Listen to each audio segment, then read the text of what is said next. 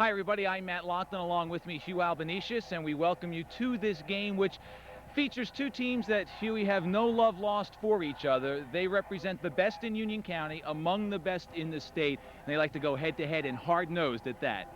Well, that's true. This has been a tremendous rivalry for years, and nothing's been taken away from it. And maybe this game might be even one of the more intense ones we've seen, and we've seen some intense ones. We sure have. Now, these teams like to talk defense all the time. Very few goals scored against either team this year. Probably count all the goals they've allowed on one hand. Very tough defensively, very strong, won't give up anything. The leading scorer for Westfield is a youngster, and he'll be on the spot because the Scotch Plains defense is so stingy. You've got to put one, at least, in the back of the net in order to come away with the victory. So the pressure's on the offense a little bit for Westfield. Jeff Hughes, a sophomore. Well, Walt Lee now feels he's one of the best ever.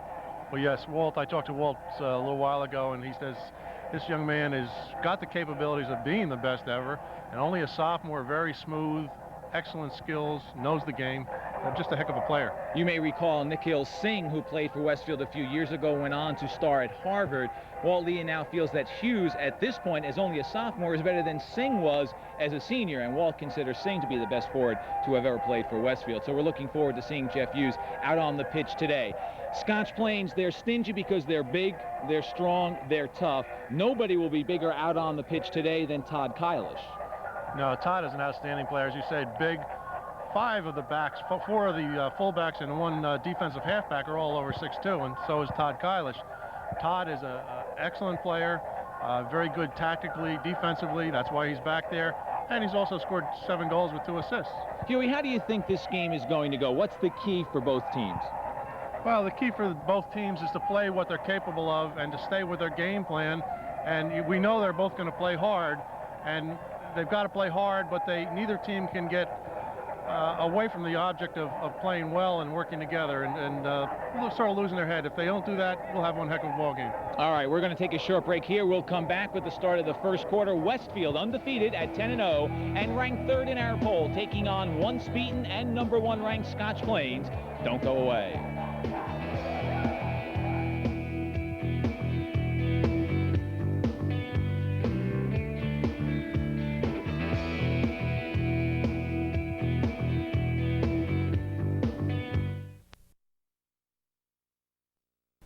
At Scotch Plains High School, as we are just about ready for the set and the start of our matchup between Scotch Plains and Westfield. Westfield starts up front, Jeff Hughes, John Meyer, and Junior DiDario.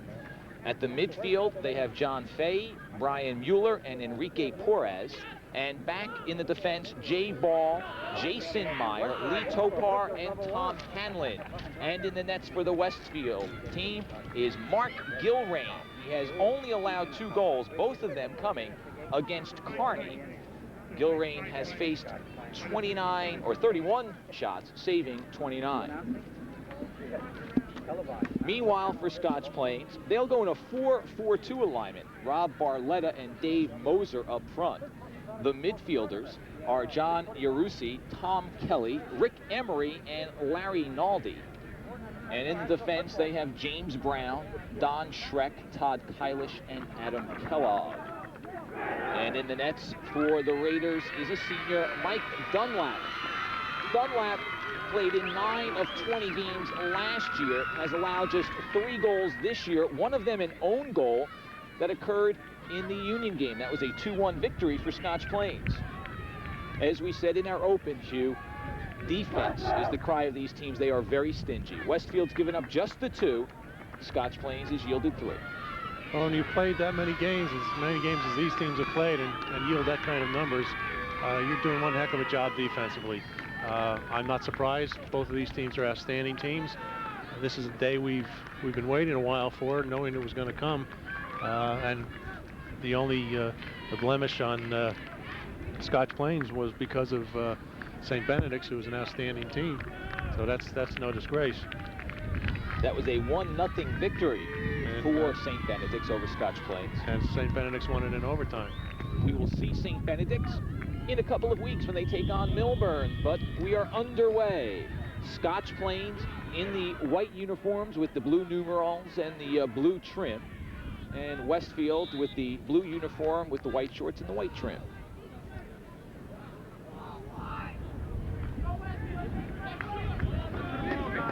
This is Lee Topar, a junior, a 3-year starter for Westfield. This is a battle of two fine sweeper backs. Tom Bresnitsky, the Scotch Plains coach, feels that Kylish is the best in the state as we get a handball called on Tom Kelly. And if you speak with Walt Leonow, he says, I know Tom thinks Todd's good, but I think Lee Topar might be the best in the state. Well, listening to either of these coaches who've been around for a while and know the game very well, if one says one's great and the other says another's great, you got to have two great players out there as far as I'm concerned. Timmy Castle and Dave Zimmerman are our officials today.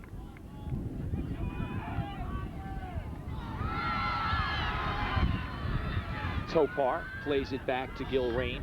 Gil Rain has done a fine job in goal. Dave Shapiro, who played last year for Westfield and was expected in the nets this year, has suffered from mononucleosis, only returned to school last Monday, and Gil Rain has Westfield off to an undefeated 10-0 start. So when you lose someone of Shapiro's skills, you've got to be concerned with how the team will react and how you'll get good play out of the goalie position, but Gil Rain stepped right in. I'd say he's done an outstanding job.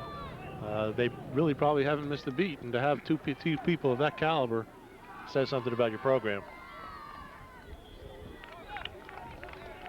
A throw-in for Westfield as we take a look at Walt Leonow, his 13th year as head coach at Westfield.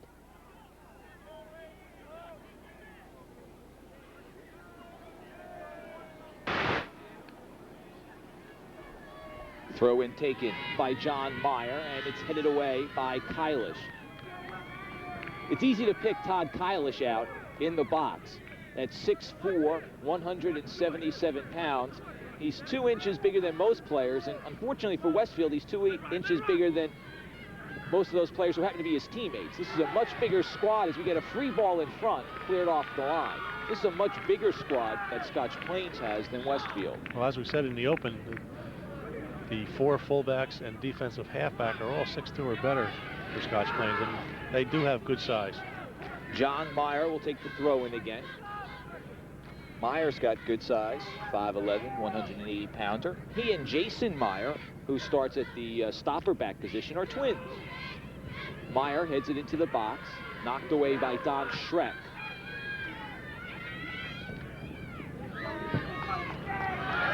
Kylish playing it ahead, Barletta giving it chase, but it's headed away by Jay Ball. However, Scotch Plains has it. Into the box, Gil Rain comes out and stops it in front of Don Schreck. Good thing Gil Rain got that ball because Schreck was right there, wasn't ready for a mistake. Schreck hurt his ankle in the Cranford game. That was the 3rd game of the season for Scotch Plains, and missed the ensuing 5 games before he came back in the 5-0 win over Livingston on Friday.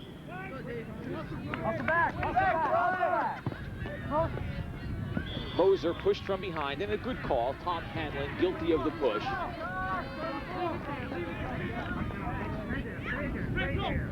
Rick Emery. Not really a good foul at that point. No. Rick Emery returned to the starting lineup 2 games ago. He had missed the entire season because of a broken leg he suffered last winter, re-injured it over the summer, and he has provided a spark. We're going to have a direct kick off the push, and it's going to come about 28 yards out. Get to see it again with Emery making a couple nice moves and then just being moved right off the ball with a push. Brian Mueller guilty of the foul. Schreck and Moser conversing.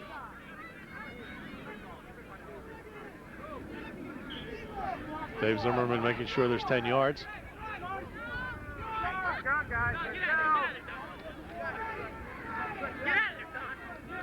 Seems to be a little confusion. I don't know whether it's intentional.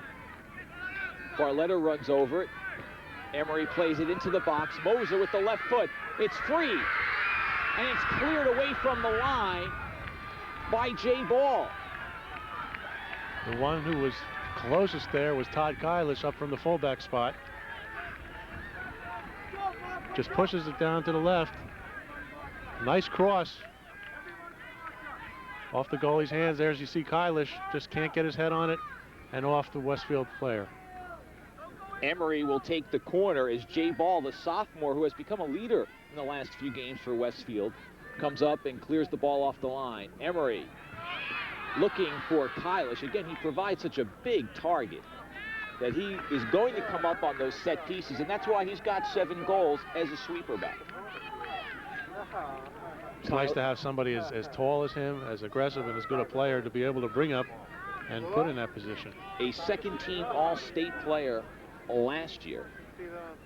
This past weekend traveled up to Connecticut. The Huskies, one of the teams recruiting Todd Kylish. He saw Connecticut take it on the chin as FDU, the 9th-ranked team in Division I, beat the Huskies 2-1.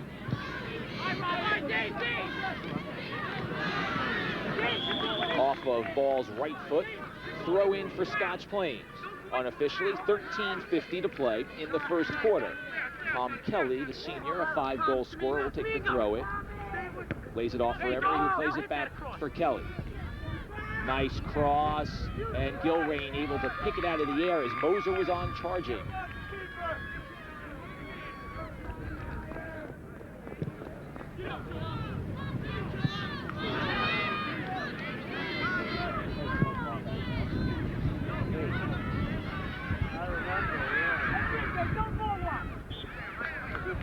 Scotch Plains throw in. Walt Leonow's concern in this game, not so much the height advantage that Scotch Plains has over his team, but he doesn't want his team to get involved in a physical match where they lose their head. Well, that's true. Scotch Plains can play physical. They can play non-physical. They're a team that's got a lot of experience playing together. They've played together for many years. They play together in the summer, and their experience. I think, if I'm not mistaken, Tom Brzezinski said there are 10 seniors starting, which is rare to have something like that. But this is a group that, until last year, many of them have played as sophomores, and then as juniors last year, hadn't lost a game until the end of the year. So they didn't know what it was like to lose. The only junior who starts is James Brown. Westfield has made a number of substitutions, and we'll get them to you in just a moment. Kelly turns it out to the right side. Larry Naldi along the far side.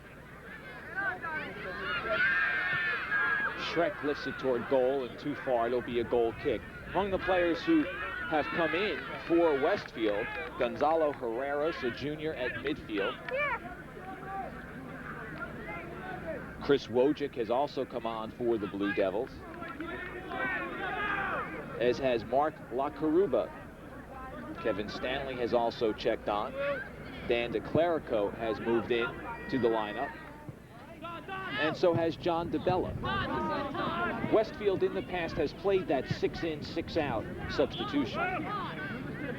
But with a program like Walt Leonow's, with the depth that they have, it's a nice thing to be able to do. Not every program can do that.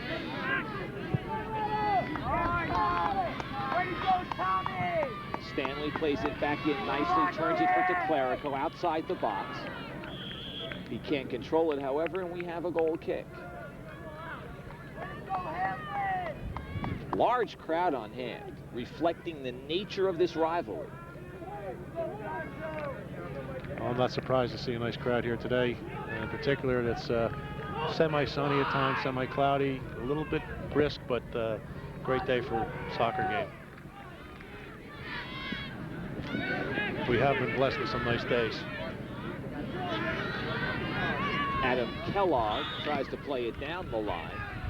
We'll have a throw in for Westfield at midfield. Kevin Stanley will take it, playing it ahead for Wojcik, but coming up and making a nice play is Kylish.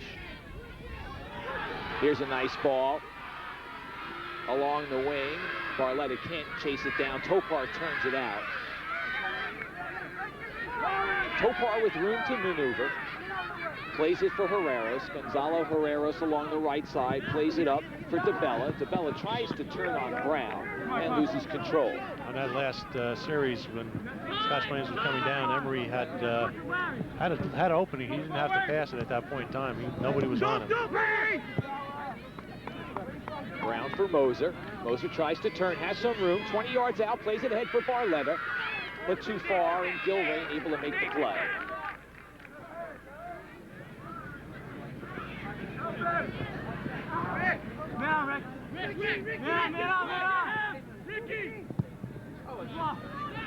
Naldi tries to backheel it ahead for Moser. It's intercepted. Here comes Kevin Stanley. Stanley has it knocked away by Kelly. And now Emery plays it back to Kylish, and they try to move the ball, quick touch. And that's the way to switch direction, get back into the offense quickly. Don't waste a lot of time.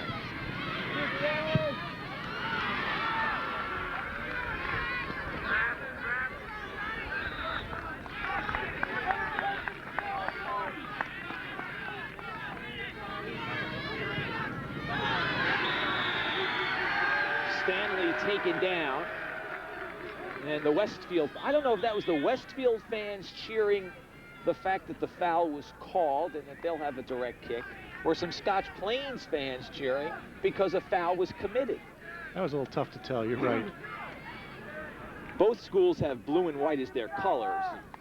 The crowd arrayed in blue jerseys and blue shirts and white shirts, so it's hard to tell who's cheering for whom at this point. I guess we'll have to wait for a goal or an obvious play as to which side is the Westfield side and which side is the Scotch Plains side.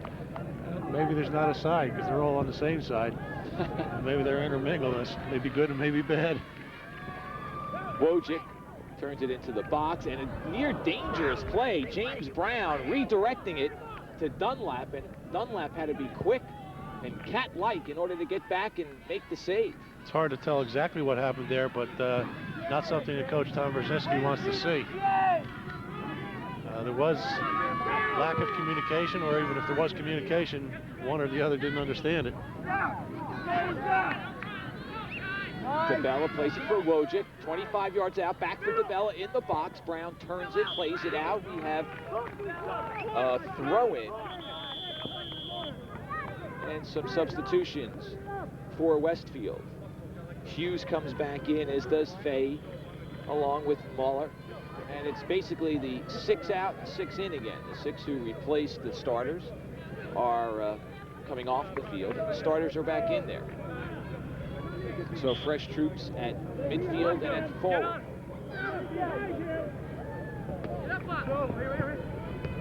Juarez plays it back. Juarez with it turns toward the goal, and it's cleared away by Schroeder. We'll have a handball called. Against Westfield? Yep, against the Blue Devils.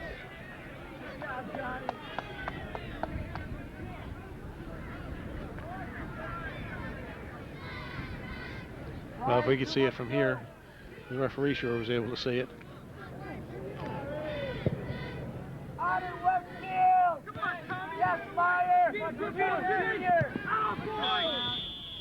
Dave Zimmerman with the whistle. And we're going to get a yellow. Junior DiDario issued the yellow for the flagrant foul. One more and he's gone, and Westfield will have to play short. Brian Mueller, one of the captains, comes over and asks Dave why that foul was called and the yellow given. It didn't appear to be a very flagrant foul, and Walt Leonow is saying that that's a legal charge, but I think the officials know the rivalry. I think they realize this game can become physical. If you don't stop it right away, you'll never be able to control it. Well, you're right, Matt, but you got to be careful in what you call. Yes, you want to control it. You want to call fouls. I don't think either coach is going to get upset if you overdo it a little bit calling the fouls, but don't start handing out cards for something that's, not flagrant or that bad. And on that play, you said, well, Walt Leonow was saying it was a legal charge. Maybe it was, maybe it wasn't. But I don't think Walt would have objected if there was a foul called, and that was it.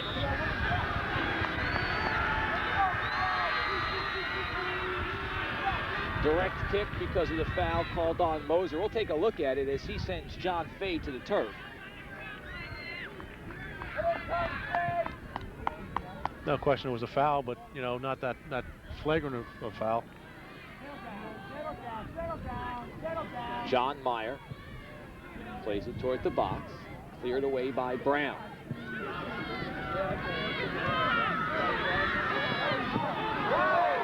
Jason charge. Was able to take control of the ball. Well, Westfield did lose a man in the second period of a game recently. Had to play a man short for the rest of the game and beat their opponent, which happened to be Kearney. It was a 3-2 victory. They played a good 60 minutes of that game down a man. Unofficially, 4:24 to play in the first quarter. We're scoreless. Neither team has had, Hugh, what I would call a great opportunity, but there have been some moments when there has been some semi-dangerous play, but nothing real threatening. Now, the closest one probably was when Scotch Plains attacked a little while ago, but you know, that wasn't even that close. Here's Barletta off the misplay. It's brought down outside the box, and we'll have a direct kick from about 19 yards out. Very dangerous play.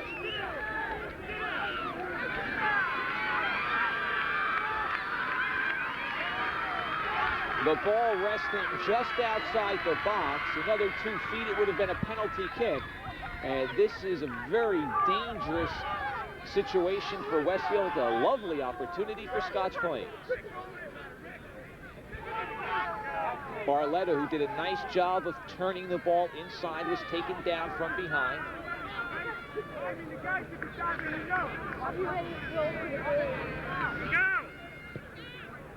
And Moser lifts it over the goal.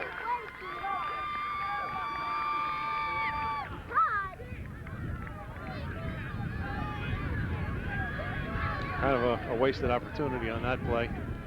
I'm sure Coach Brzezinski would have preferred to see something a little bit closer to the net, especially when you get it from that distance away. Might have expected a banana kick around the wall, hoping to catch Gilrain unaware or screen. Or chip it into one of the upper corners. That one just seemed to get away.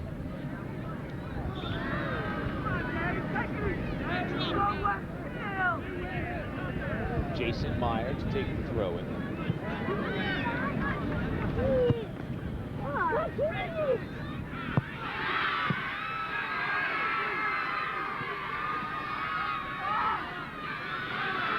Here's Kelly, had a man, Yarusi, on his left, but the ball's cleared away. John Meyer, right side. Ahead for D'Addario. Headed down nicely by Kylish to Schreck, who turns and comes up, has it knocked away. Brian Mueller turns toward goal. The bouncer handled by Dunlap.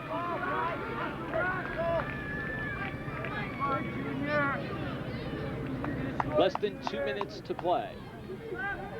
The official time kept down on the field. The scoreboard clock will stop with 1 minute to play. And at that point, we'll just have to guess, quite frankly, as to how much time is left. It should be fairly accurate. We had the one stoppage for the yellow. Other than that, no injury time, so it should be pretty close to accurate. D'Addario pushes it out for Porras, has some room right side. Porras tries to get around Brown, can't do it, is taken down, no foul call. Looks like he might have got hit accidentally in the face as he holds his head as he rolls on the turf. And we have a throw in for the Blue Devils.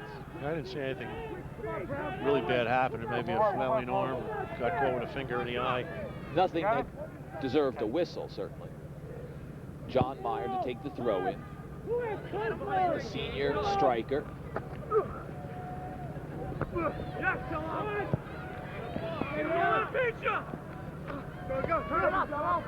Meyer in the box along the goal line. Tipped away by Dunlap, played toward the goal, knocked away by Kylish.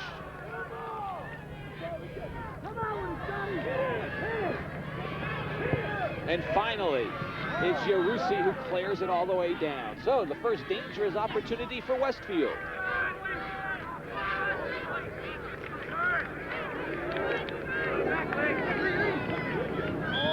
Barletta takes his man down, a clear foul.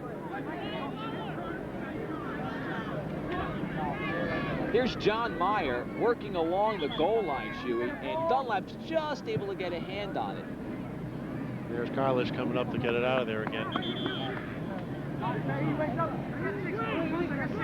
That was Westfield's best opportunity thus far.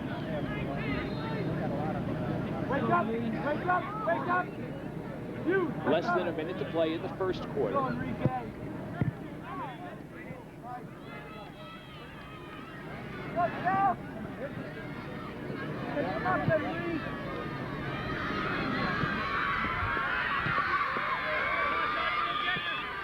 And we get a whistle from Dave Zimmerman to indicate the end of the first quarter. A scoreless first quarter.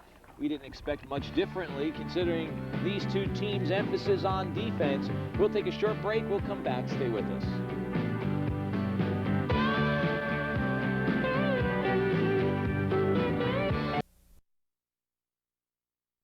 Over in Westfield on Tuesday afternoon. We'll show it to you Thursday the 19th at 8:30 p.m. and Saturday the 21st at 2 o'clock. Looking forward to seeing Jack Weber's club. We are at the home of the Scotch Plains-Fanwood Raiders. Too often we neglect to mention them. Fanwood also sends its students to this high school.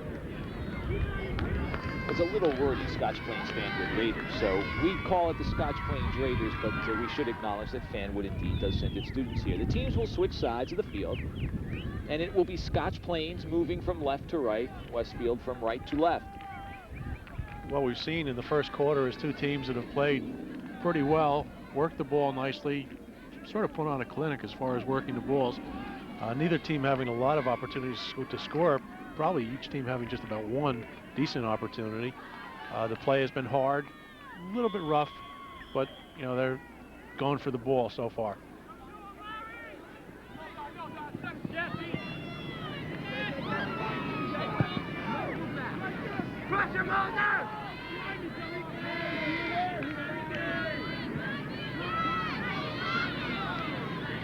Tom Hanlon plays it ahead. This is John Fay looking for Daddario. It skips through, and Dunlap will handle it.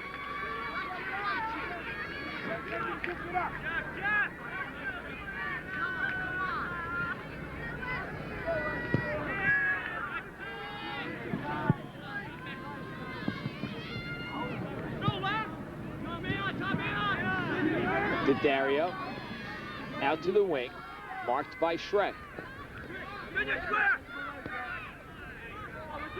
Pass just a little bit past Mueller.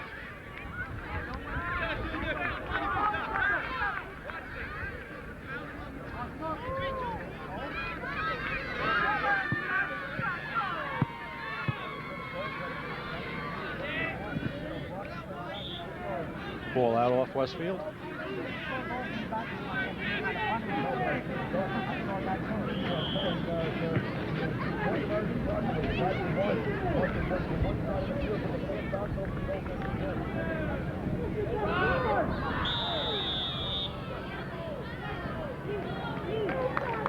Hold called against Scotch Plains.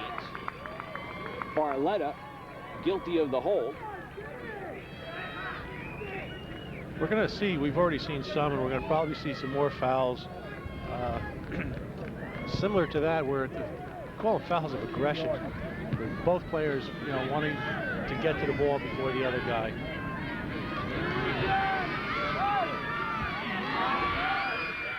Here's Daddario, clearly pushed off the ball. The obstruction call against Kylish.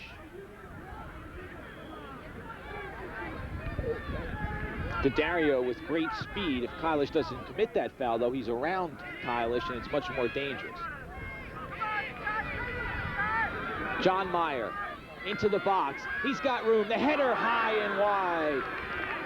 Jeff Hughes was wide open, sent it just a little wide and just a little high. The sophomore missing out on goal 7 of his season. You get to see it again here. Nice cross over in front of the goal mouth. Hughes' position, you can't really tell, but he positioned himself there. He saw it coming, and right now he's thinking to himself, boy, I'd love that one back. Hughes, the leading goal scorer, 6 goals, 4 assists coming into the game for Westfield. And that header is more high than wide.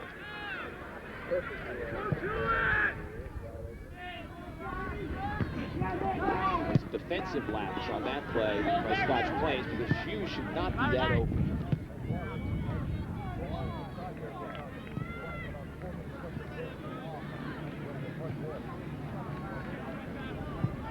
Matt Lachlan and Hugh Albanesius were at Scotch Plains High School for a Watchung Conference matchup between Scotch Plains and Westfield. The Watchung Conference is split into 2 divisions, so this is not an important game in terms of championships in the Watchung Conference, but it's important in terms of each team feels it's the best in the county, and they want to establish some early supremacy. Dave Zimmerman now coming up to take some control as there's some confusion as to who has control.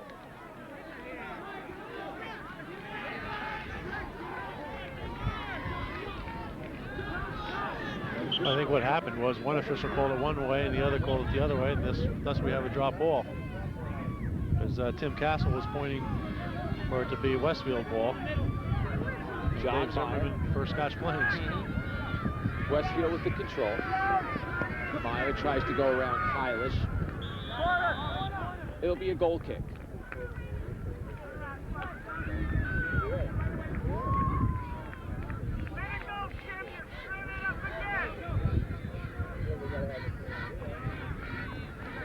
Another reason this game is important is that this evening is the seeding meeting for the Union County tournament.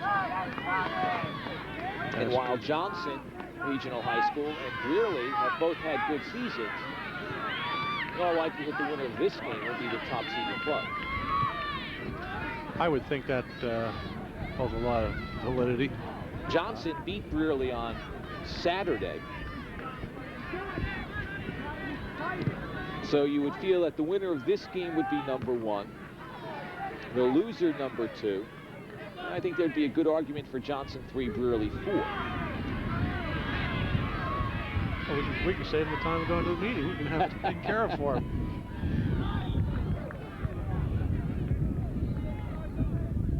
Last year, Westfield won the Union County tournament, beating the Scotch Plains team 2-0. These teams have met in the last 4 county finals, and they've split those meetings. Kellogg with it for the Raiders.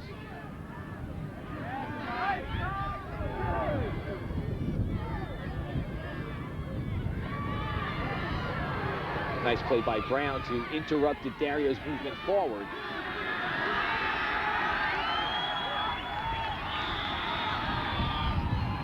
We get a whistle, and Kellogg guilty of running into John Meyer. And on the far side of the field, Tim Castle is speaking with Rick Emery, and now calls Emery toward him, and let's see, he gets a yellow. So something occurred off the ball that results in Emery getting a yellow. No question there's a foul there. But what Emery did, not really sure. So Emery has a yellow. That's the second yellow given out in this game.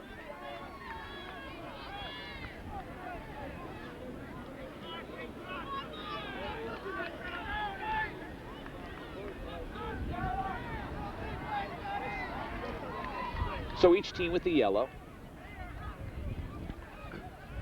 That was either something that was said or something that was done off the ball. It was on the other side of the field, completely away from the ball.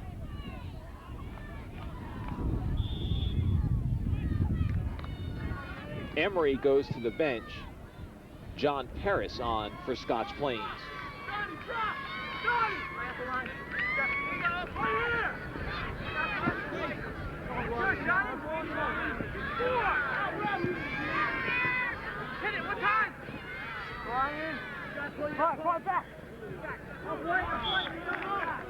Throw in for Westfield. No, it'll be a corner. No, it'll be a throw-in. Okay, I thought so. That was a good try. It was. Blue Devils try to put it into play before the officials maybe noticed. Here's John Myers, got some room. And just sent high. I'd rather take a corner than a throw-in, too. John Fay put the left foot to it.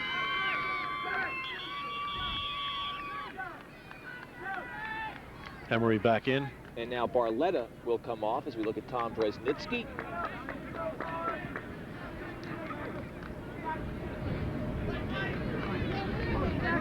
Brez has been the head coach for 15 years. He's won 211 games while losing 68. There have been 11 ties for the Raiders.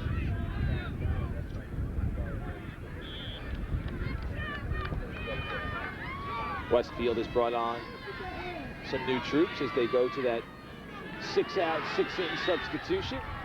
Yarusi tries to get free. Yarusi has it for the Raiders.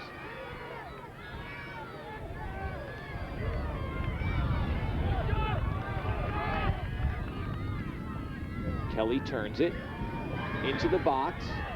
Moser, good slide tackle by Hanlon. Moser turns again, and it's cleared away by Topar.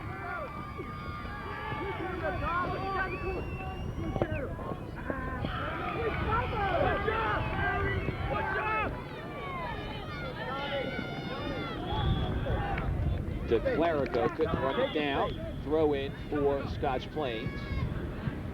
First there'll be a substitution.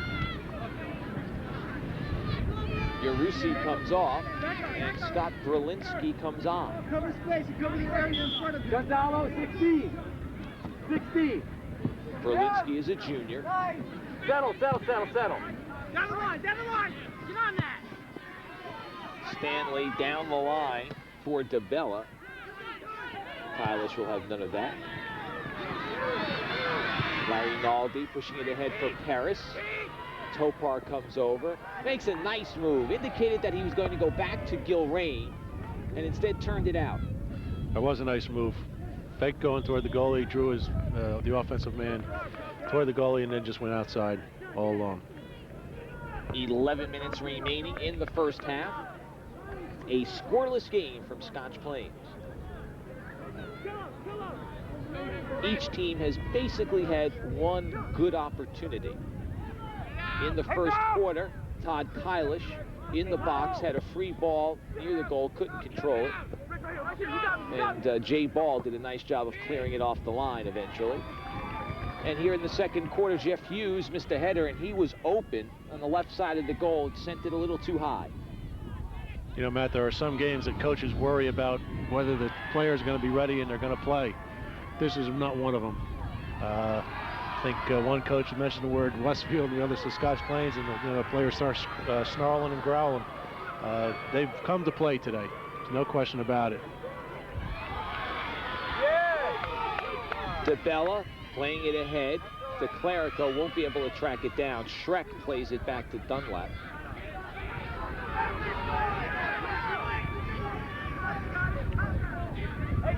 Halfway through the second quarter. Come on, Dave, you made a call.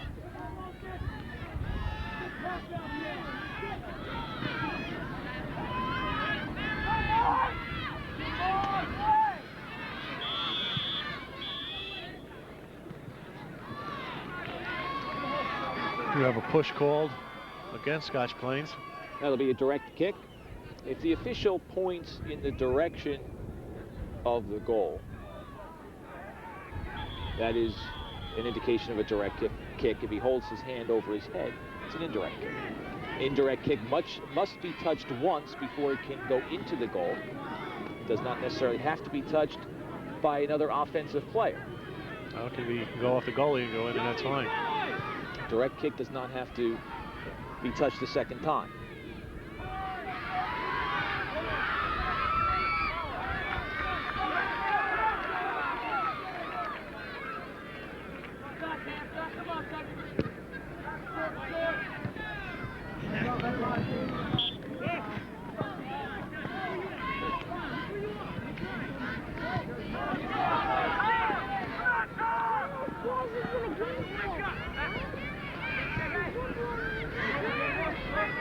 Kevin Stanley plays it ahead for Hanlon, can't track it down. Adam Kellogg will take the throw in.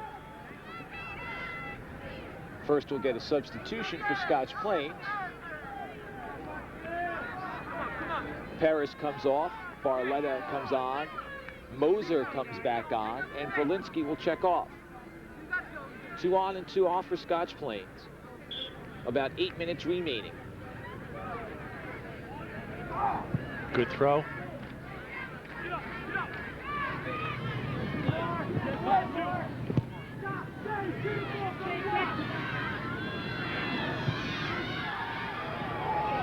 Shot toward goal just over the back. The crowd reacts as if a goal had been scored, but it's a goal kick. I've said many times, that's one of the toughest balls, and we'll get to see it again. Ball up in the air, and a goalie having to go back a little bit, just over the top. But that's one of the toughest balls, I think, to handle. Larry Naldi with the shot toward goal.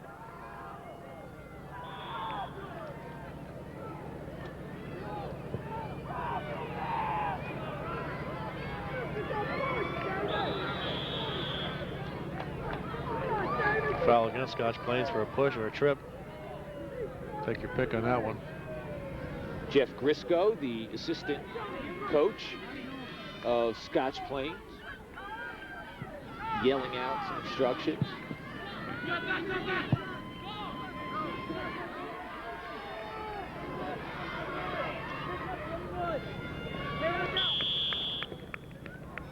Ball went across the goal line. Goal kick.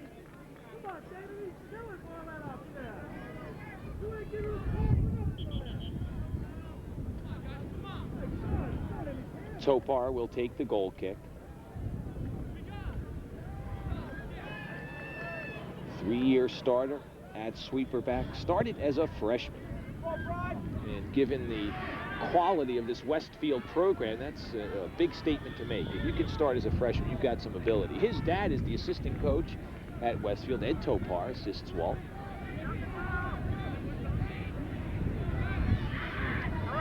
This is going to be a direct kick. Emery about 35 yards out.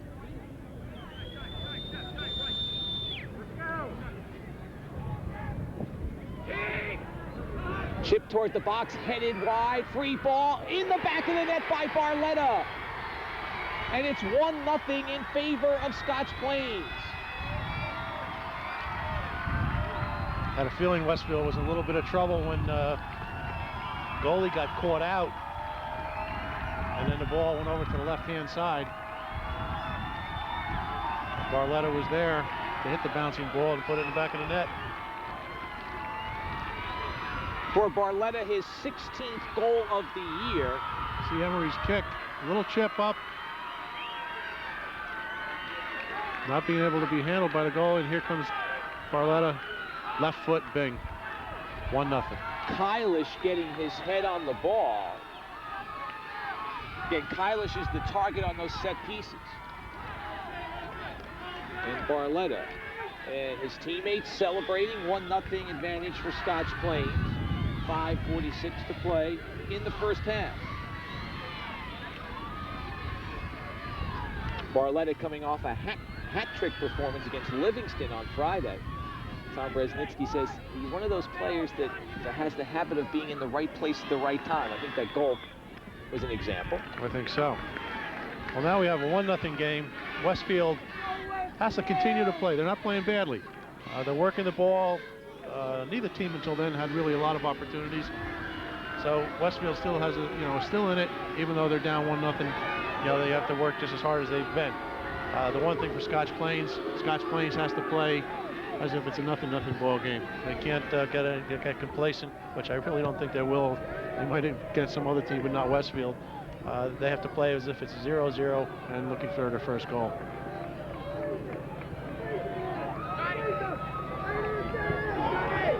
Taken away. Yarusi turns. Still free. Kelly pushes it toward goal, and Gilrain comes up nicely. That was closer than most people thought.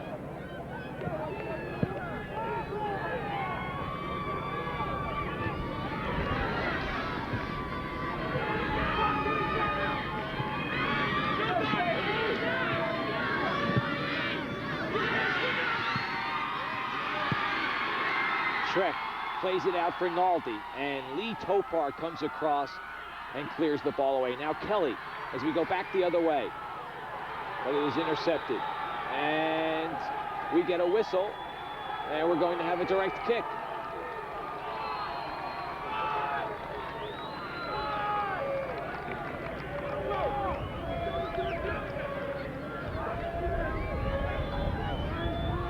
appears that Emory will take this one also. Westfield line being asked to move back 10 yards from the ball. 27 yards out.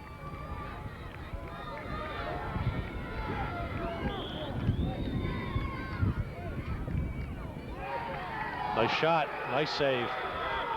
And a goal. What a They save. say that Gil Ray made the save and went into the box. And it is 2-0 on a freak goal. And here comes the yellow card. We'll take a look at it. Here's his kick. There's a nice save. And as he comes down, it's going to be hard to see. It's very tough for us to see, but Dave Zimmerman was right on the line. So credit the goal to Emory. His first goal of the year. Don't forget, he only returned to the lineup 2 games ago after missing most of the season with a broken leg that he suffered in January and then re-injured over the summer. Missed the first 7 games, back for the last 2. And one more time. Nice shot. Gilrain going up for the ball. Heck of a save. Coming down, and was said to have the ball over the line. And if it was a goal. Emory, a 16-goal scorer last year. This goal makes it 2-0, and now Westfield has a tough task ahead. Brzezinski for Barletta down the left side, goes out of touch, throw in for Westfield. Less than 3 minutes to play in the first half. And I think there may have been a yellow card, which we may not have picked up after the play. A little bit too much protesting by the Westfield Blue Devils.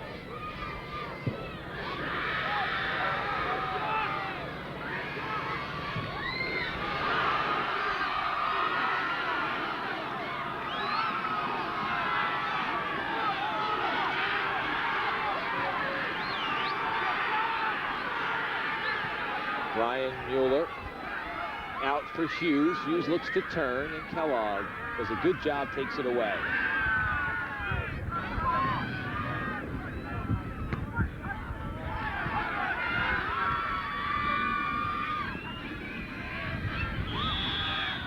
Fay taken down.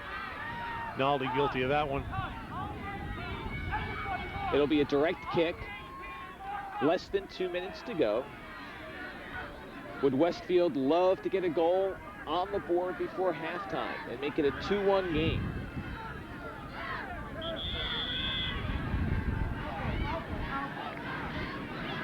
And we have a stoppage in play. Dave Zimmerman whistles Tom Brzezinski out on to the pitch. Scott Berlinski is down. Scott, the start of this play, and Westfield's had the ball, appeared to get a hand across the face on the far side.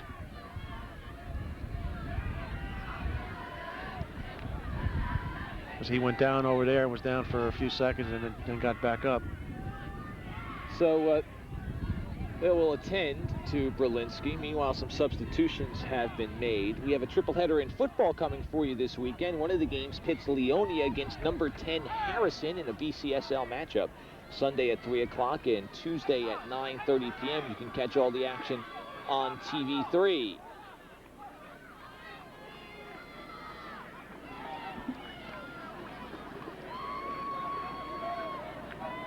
Right now, Todd Kylish has brought the team over and is explaining to them what their responsibilities are. Meanwhile, Walt Leonow took this opportunity, this break in action, to talk to his club. Unofficially, 1:36 to play as Berlinski comes off. I think John Paris replaced him. Yeah, Brian Roglin has also come out onto the pitch. Topar will take it.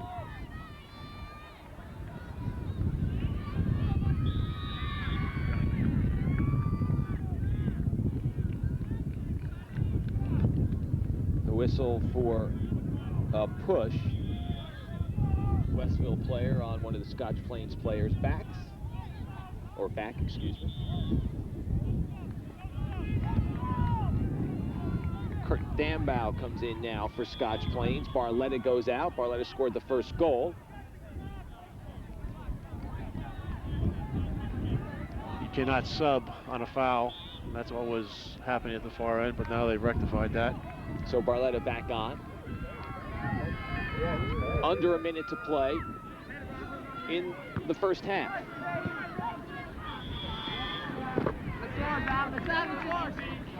Come on, Dave, wake up, please.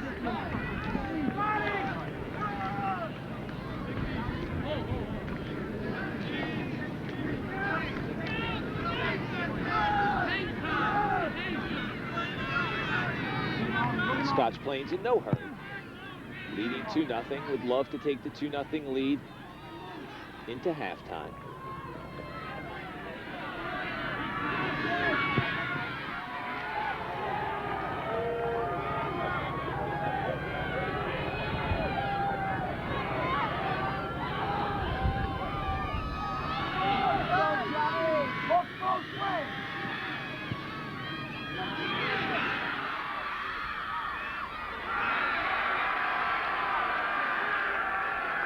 Let's see who this foul is going to be called on, as Dunlap ran into D'Addario, and clearly Dunlap ran into D'Addario. I thought so. I don't see anything there that was incorrect on either side. I don't know what Tim Castle called.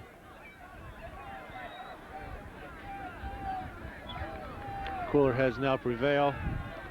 Evidently, he called the foul off against D'Addario, which he was closer to it, but to me, it certainly looked like Dunlap ran into D'Addario. I mean, there is going to be some balls, there's going to be some contact. That's inevitable. And sometimes there'll be contact, and there really is no foul either way.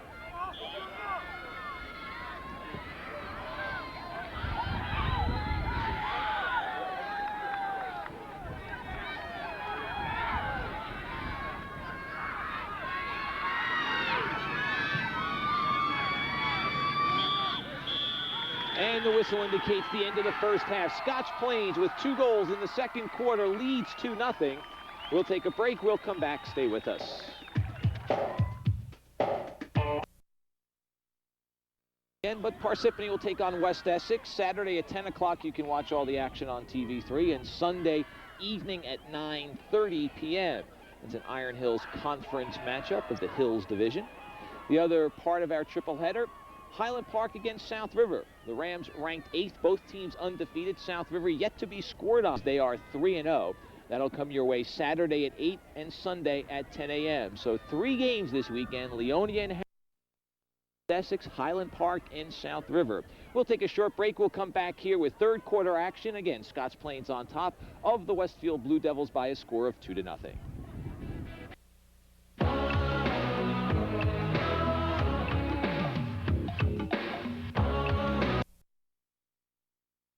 Nothing. Well, anytime you're up 2-0, it's a good position. You'd rather be there than down. They have played well. They've hustled. Westfield has played well. They've hustled. The first goal came on a ball which was chipped in off to the side, and we do have that goal for you. Yeah, we get to see it again. We'll take a look at Emery taking the little chip, and the ball goes off to the side and in. Barletta playing the ball, and it was hard to tell. We looked at it a couple of times while we were away on a break. It's hard to tell whether Kylish got a head on it or Topar, the sweeper back for Westfield, who was up with Kylish, got a head on the ball. I think you could make a case for either way from watching that. Then the second goal for Scotch Plains, questionable in the minds of Westfield. Gilrain made a heck of a save on Emery's direct kick, but came down with the ball very near the goal line. Right away, the Scotch Plains players pointed to it, saying it's a goal, which I said before I would do too. Dave Zimmerman right there. We get to see it again. Heck of a save. Comes down, and from our angle where we are, it's hard to tell. We really can't tell. But Dave Zimmerman, first thing I looked for when the whistle blew was where he was, and he was down there, near the line, and he must have seen it or he wouldn't have called it. Emery's goal made it 2-0. It was the unassisted goal. After Barletta's goal made it 1-0. Third quarter just about to start, and we're underway.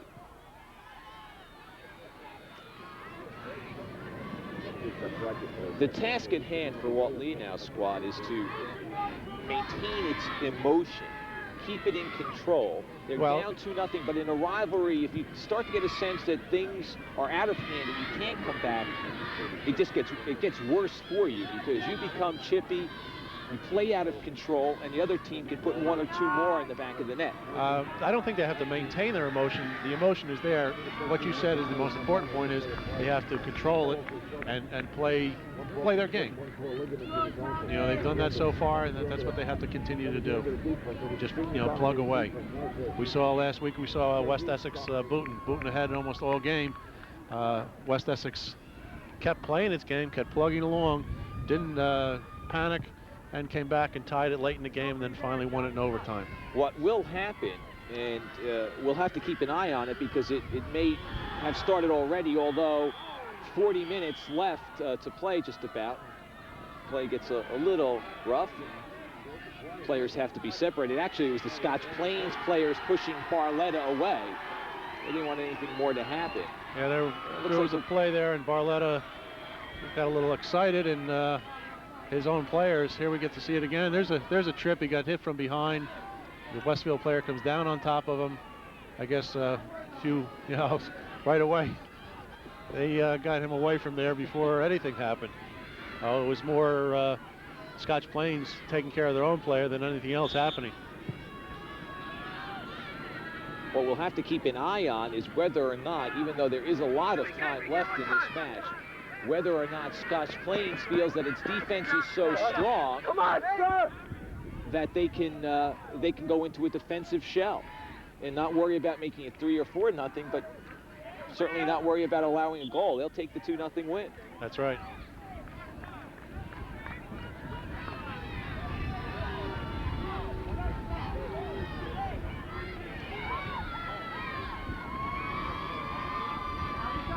Throw-in will be taken, and they make a substitution on the throw-in. Kevin Stanley replacing Enrique Perez.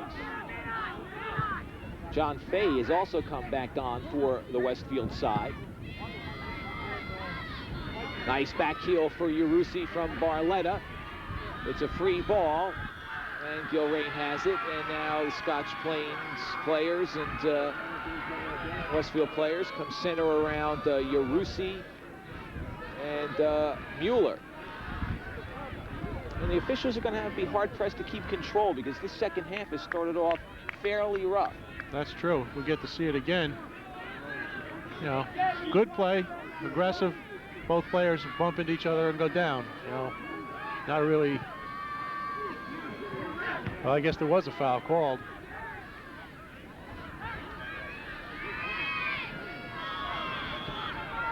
Otherwise, the ball would have been punted. Now we have something else happen here. John Fay whistled for a foul as Larry Naldi comes up, limping just a little bit. And Naldi's down. Now he'll have to come out of the game. We're going to take a quick look at it.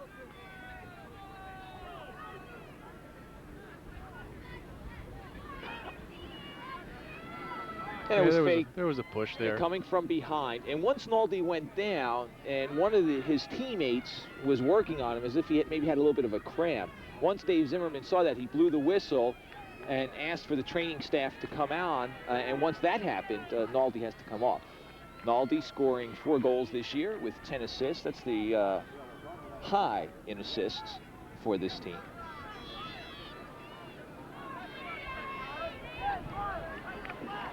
Kind of player the rest of his teammates love, you know. Gets them the ball for a score. Scott Berlinski replaces Naldi as we look at the big crowd on hand. That's Scotch Plains. And it is the Raiders leading 2-0. Tried what they did earlier and were successful at. This one a little bit too far. Fairly easy for Gilrain to save.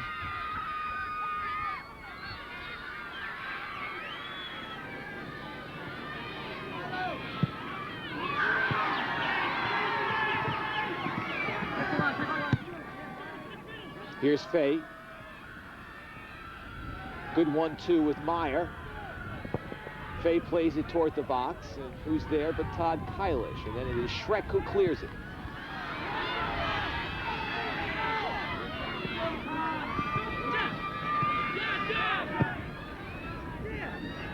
Urushi goes across the field for Berlinski. Settles. Plays it into the box. A little too far for Moser. Moser can't track it down. It'll be a goal kick. But the idea was nice. We had a couple nice passes on the near side. Then they changed direction to the far side. Touched once or twice, came back the other way. Just changing direction of the ball.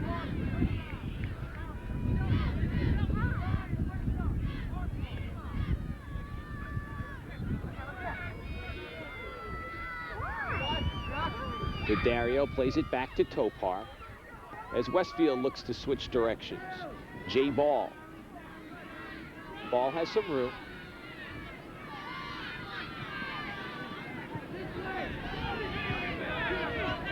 Good movement of the ball by the Blue Devils. Hanlon across midfield. Playing it through. Here's to Dario, dangerous, sends it on goal, but a weak shot. Dunlap handles it. Not the strongest of shots, but on goal and low.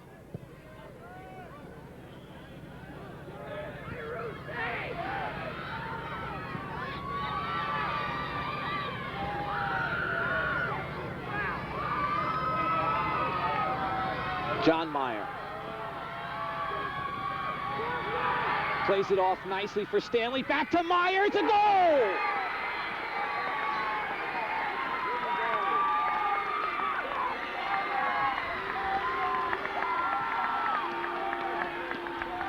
John Meyer with his third goal of the year.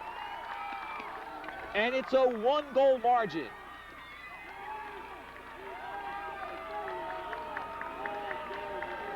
Nice touch, far corner. Now, what precipitated that, and you made the comment that Westfield was moving the ball nicely, changing the direction, moving the ball upfield, and they were. They weren't, take nothing away from Westfield. They were getting the ball up. Scotch Plains seemed to be holding back a little bit, backing up a little bit, letting them come. You can't let Westfield do that because they're going to burn you, and they just did. And now that's a tremendous lift for this Westfield team. Being down 2-0 now, it's 2-1. They've scored. They know they can do it, and now they have the confidence to know they can do it again. John Meyer scoring for Westfield, and Kevin Stanley picking up the assist.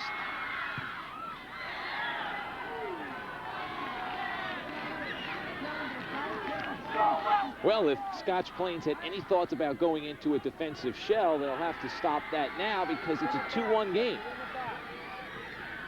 Hughes keeps the ball low, but the Dunlap with no trouble.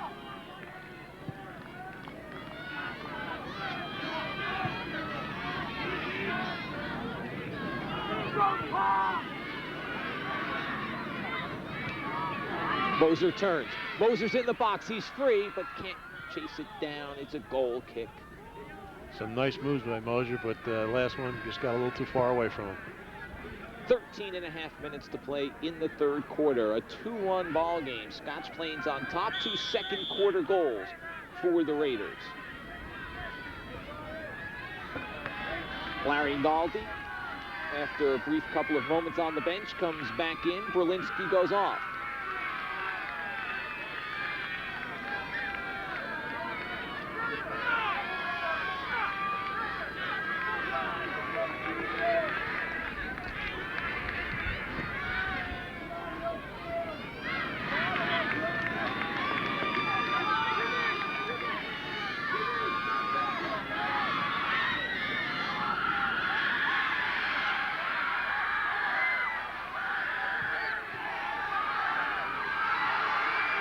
Possible break.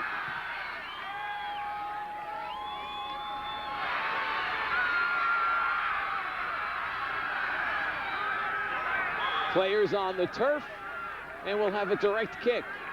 Well, and it'll be a direct kick for the Raiders. I thought Moser got knocked down before that happened, but Scotch Plains does come out of it with a direct from the side.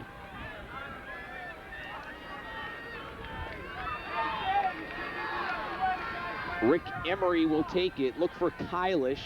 He does. There it is. And it's in the goal. No, it's waved off. Dave Zimmerman waves it off. And instead we'll have Kylish guilty of a push. And it'll be a direct kick for Westfield.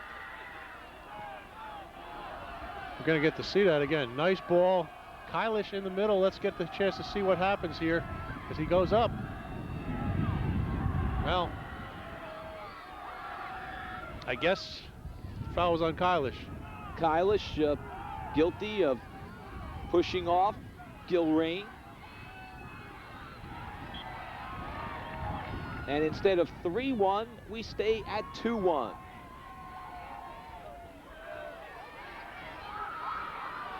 You didn't like the call, Huey? I'll reserve comment until I get to see it again. It's tough to call with the player. You know, if Kylish went up in the air and was going straight up and made the header, I mean, you know, there's going to be contact between him and the goalie. Sure. Now, what I'd watch for next time, I'd watch where his hands are. Maybe that had something to do with it. You know, that I can't say.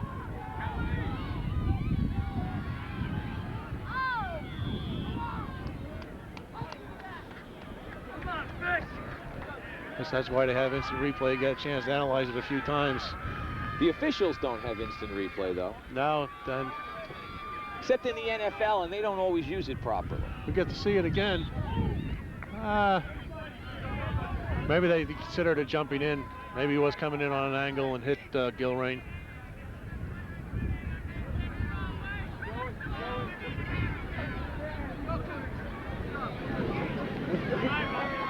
But the call was made without hesitation. There was no delay. No, and Dave Zimmerman had better angle. We don't have too bad an angle here, but he was right on line with it.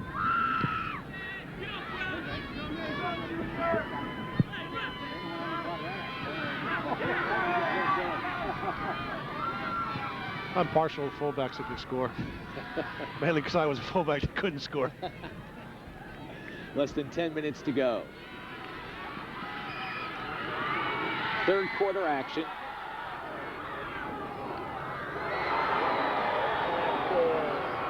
And looks like we're going to get a yellow. I think so. And it's John Meyer who will receive the yellow. Third yellow given out. Dario with one, Emery with one. We get to see it. Dunlop coming out to get the ball. Gets it. I don't know how bad a foul that was. You know, there was some contact there. It didn't look like Meyer went out of his way to do anything.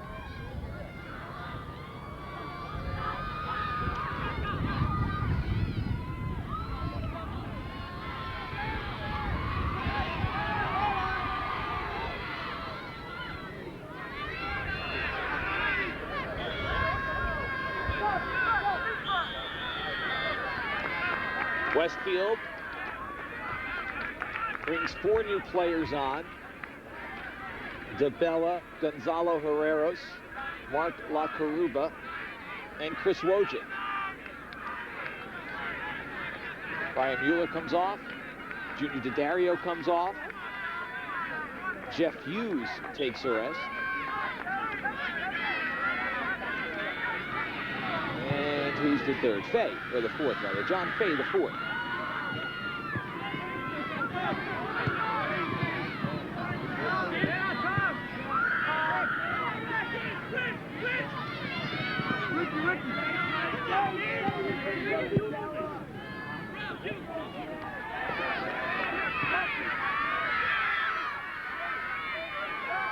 Moser, pretty move. Moser plays it for Barletta toward goal. It'll be a goal kick. I've been impressed with Moser. He's got some nice moves. He works the ball nicely. Barletta a little bit too hard on the shot. I think he wanted to curl it in the up far corner. Barletta will come off. John Paris replaces him.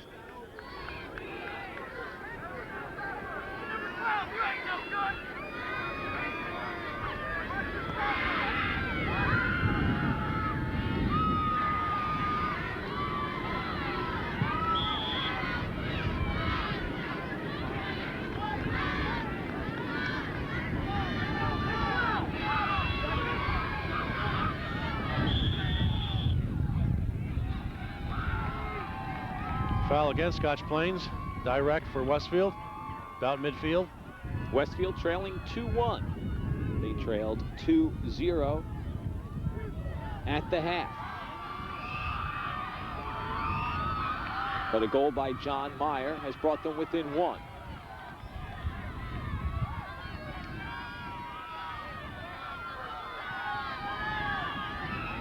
Danny, on the sweeper! On the sweeper, Danny!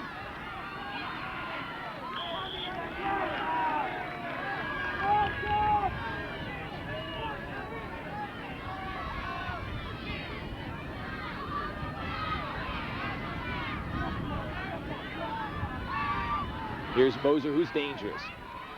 Quick burst of speed. Moser turns it into the box. Free ball, Gilrain has it. And a whistle, and we get a foul called. It'll be a direct kick for Westfield.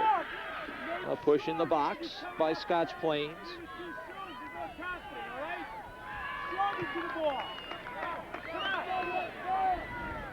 Moser putting on an exhibition the last couple of moments.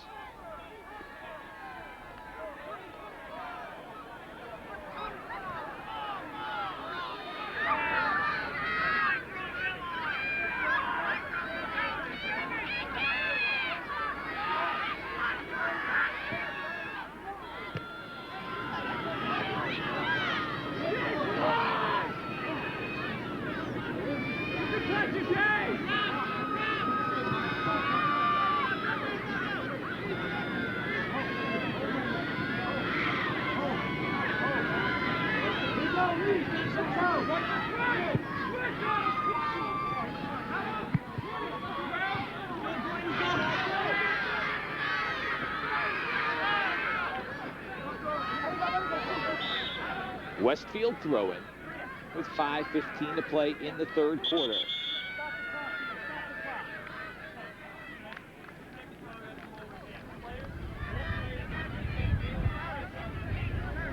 Tim Castle wants the Westfield players to sit on the bench or be near the bench. Feels they're too close to the touchline. He'll let the coaches, Walt Leonow and Ed Topar, by the line. He wants the players back. Well, the more people are on the side, it's a good move. The more people that are there, the tougher it is to see when the ball goes out, who it goes out off of. Good tackle by Kellogg, preventing a possible break by Stanley. Jason Meyer with the throw-in. There's a push by Kellogg. Clear push from behind. Direct kick for Westfield. 4:20 unofficial. It's an unofficial clock. Third quarter action.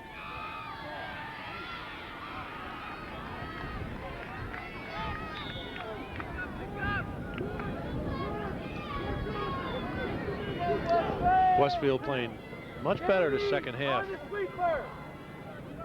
Giving Scotch Plains a much harder time, resulting in 1 goal, and they put a lot more pressure on. Header, and Dunlap handles the one bouncer.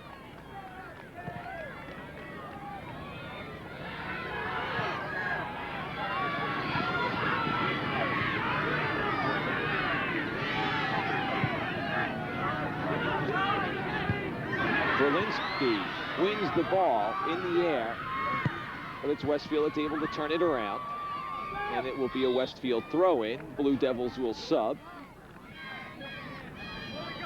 Hughes back on. John Meyer comes in. So does Junior DiDario. And also on the turf for Westfield, Brian Mueller. Hey, Judy, on the sweeper! On the sweeper now! That guy didn't want to talk, right? I don't need you, you know.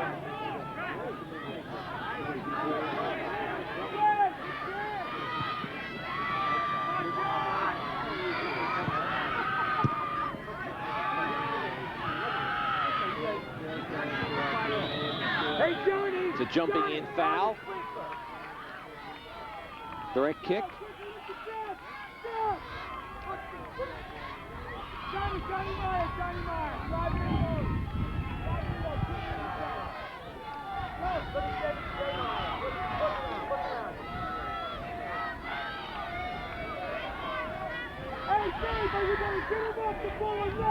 The delay here is that Lee Topar. Topar wants 10 yards.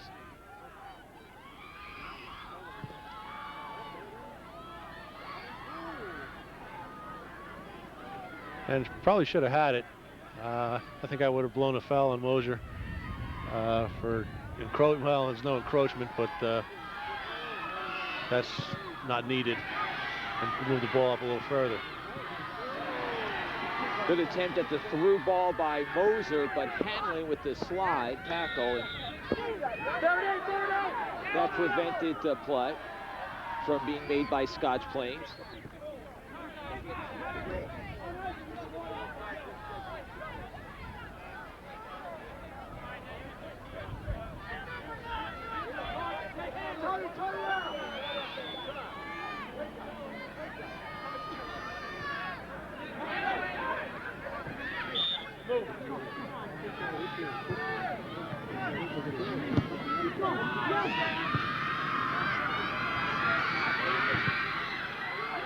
Ball pushed ahead for Hughes. Hughes in the box, plays it toward goal, it's in!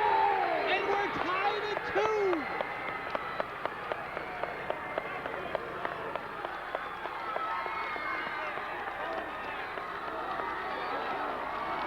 A heck of a play by Hughes. Only a sophomore, remember. Ball down the left, goalie out. He pops it right in the far side. He knew exactly what to do with the ball.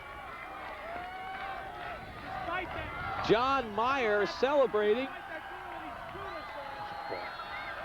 as Jeff Hughes ties it at 2.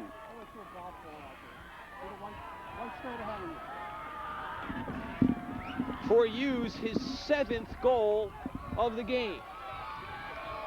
Let's take a look at it one more time. The ball was played through by John Meyer, and Hughes beat his man down the left side and puts it in the back of the net. And Walt Leonow comes over to Tim Castle and says, Mr. Official, this was thrown on the field, and what it is a golf ball. And I don't think anybody was playing through. No, the nearest golf course, I guess, is Shaka-Maxon, and it's more than a good drive away.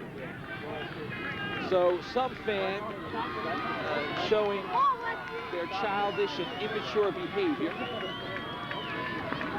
You know, you wonder what this world is coming to. I mean, you know, that was a play, that wasn't even controversial. That was a heck of a play by Hughes. That was a beautiful soccer play. There's no excuse for anything like that, even if there is a controversial call, but that was just a nice play. Well done by Hughes. He saw Dunlop coming out and just tripped it, little kick to the side and in. Under a minute to play in the 3rd quarter. And the ball will go across the goal line. It'll be a goal kick. I think the crowd looking for a penalty there, but I don't think you're going to see any penalties in the penalty area unless it's short of mayhem. And in defense of the officials, this is not an easy game to officiate. These are two outstanding teams, two teams that can play well, they can play physical, they play hard, and it's a tough game to officiate. A lot of times, where do you draw the line between, you know, hard, aggressive play and what becomes a foul? Sometimes that's a very fine line.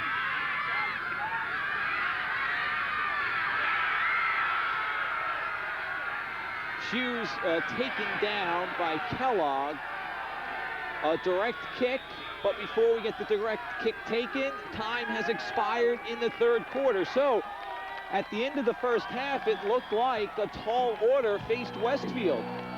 In fact, the tall order did face the Blue Devils, but they responded, scoring 2 goals in the 3rd. We're knotted at 2 as we approach the final 20 minutes of regulation.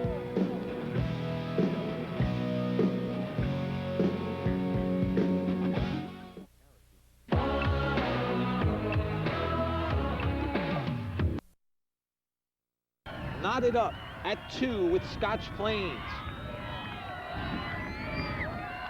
Thursday evening on Ion Sports, join me as my guests will be Ted Fiore and Bob Wenzel, the basketball coaches at St. Peter's College and Rutgers respectively. That's Ion Sports Thursday at 6:30 on TV3.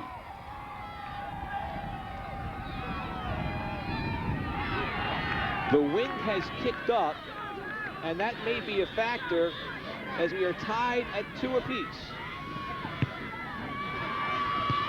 Westfield is attacking with the wind at its back. And that certainly is an advantage for the Blue Devils.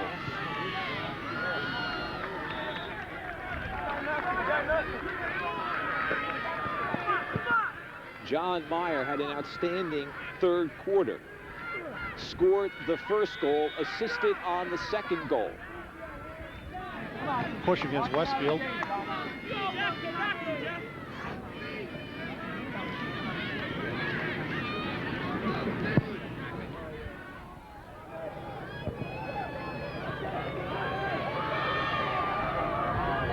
This is John Meyer.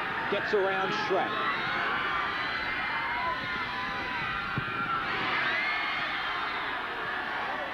Huey, the crowd has come alive. Yes, they have.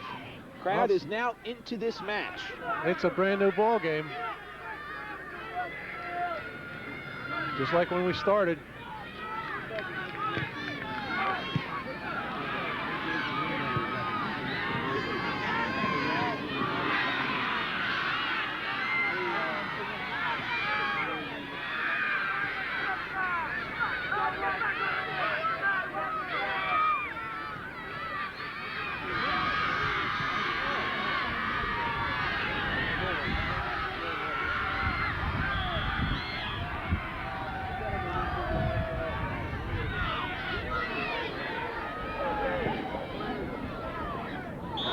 Shot by Emery wide left.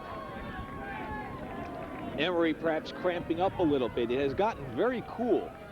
When the sun went down, the warmth went with it, and it's well, not bad. We've been in worse, but it is a little chilly.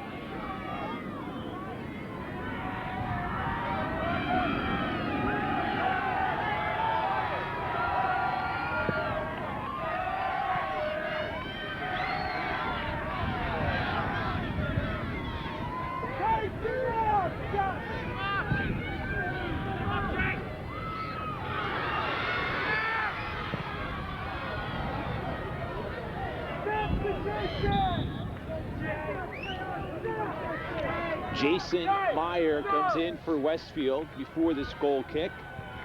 He replaces John DeBella.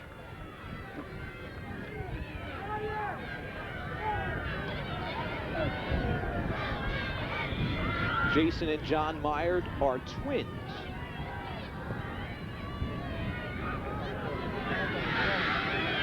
I asked Walt last night who was older. Wasn't sure.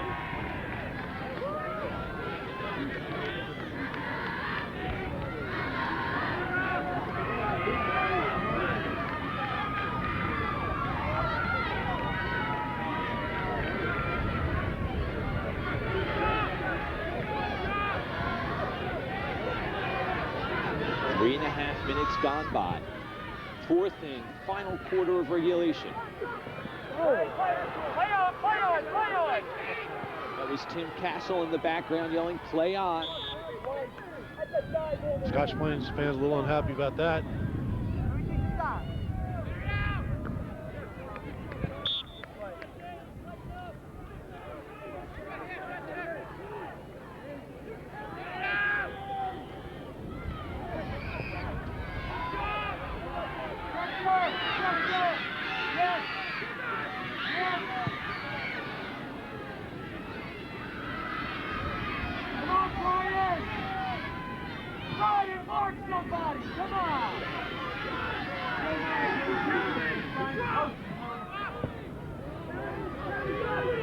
Shrek pushes it out.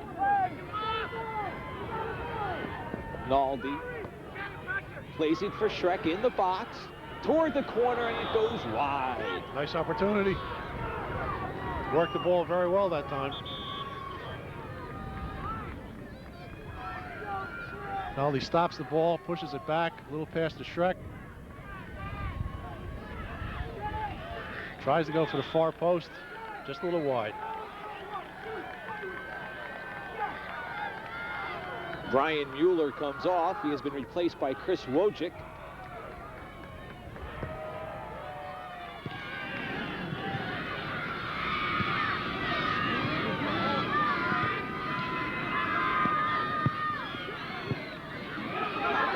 Here's Hughes. 2-on-2.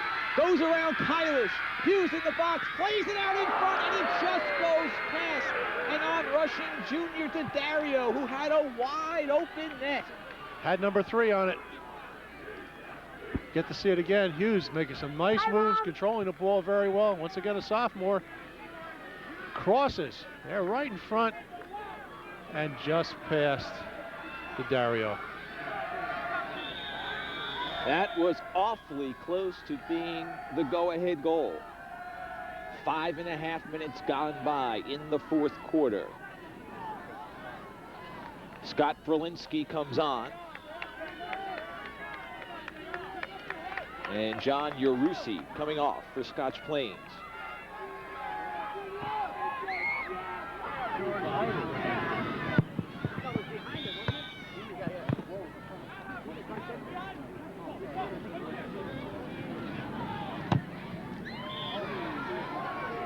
Kellogg puts that one in orbit. That might have reached Shakamax.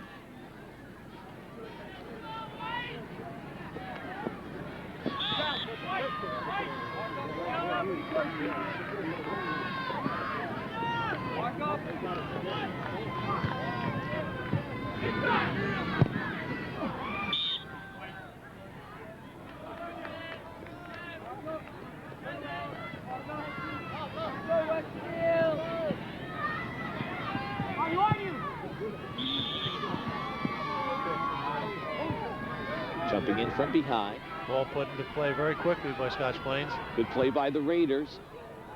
Naldi's cross. Barletta settles and it's headed away.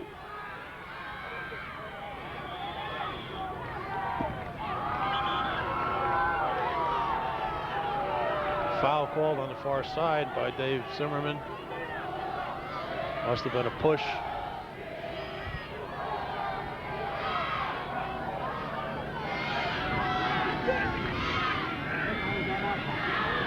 Ooh, dangerous ball there as Topar played it back a little strongly to Gilrain.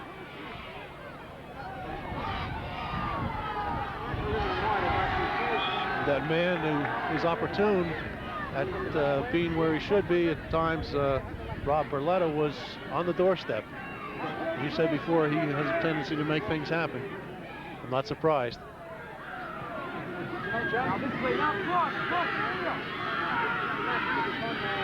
John Meyer pulls his way forward. Here's Daddario.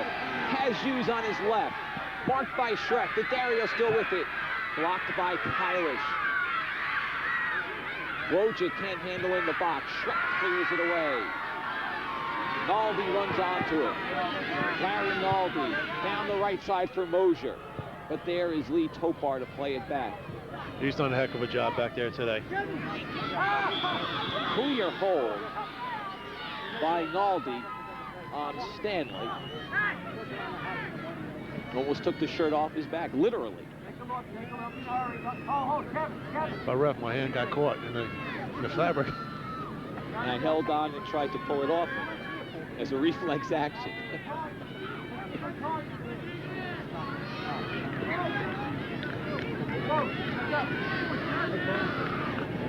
Almost 9 minutes gone by. Here's Hughes. Hughes in the box. Tries to turn for the left foot. Kellogg won't let him. Daddario has some room. Plays it to Hughes. Left foot's it one time. It's a free ball. Here's John Meyer in a beautiful stop by Dunlap. Heck of a shot by Meyer, and Dunlap there getting the hands up and on the ball and knocking it over the end line. Great save. Get to see it again. A couple missed kicks in there, which is rare for this game. Not a good kick there. Meyer gets the ball. Good shot. Dunlap there. Sets up the corner. Hughes takes it, twists it for the corner, it goes across the goal line. On a corner, the ball can go in the net without being touched by anyone else. So a banana kick like that finds the upper corner I've seen that would be a before. goal. Not too many times, but it has happened.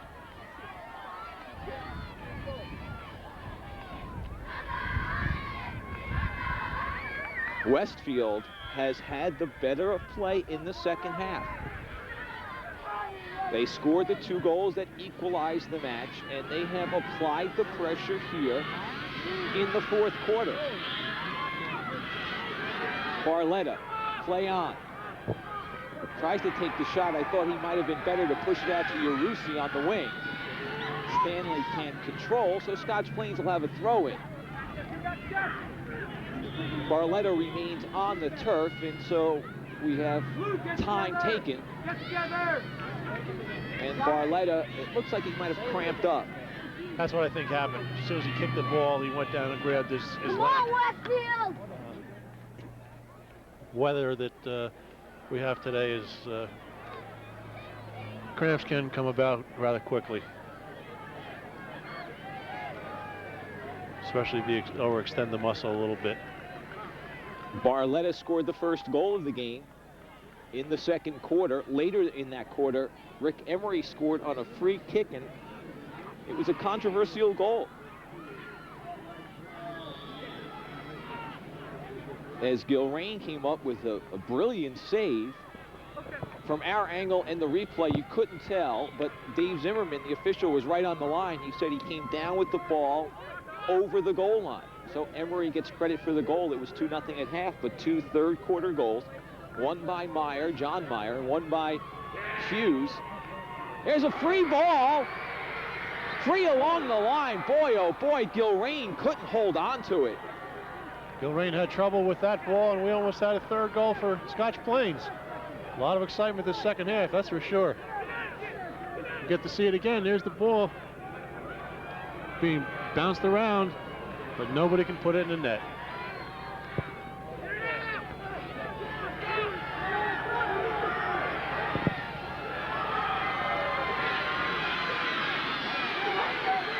Brown plays it back to Dunlap. 8:10 left to play in regulation. The clock is unofficial. The official time being kept on the field. Stanley crosses, nobody there. Easy play for Dunlap.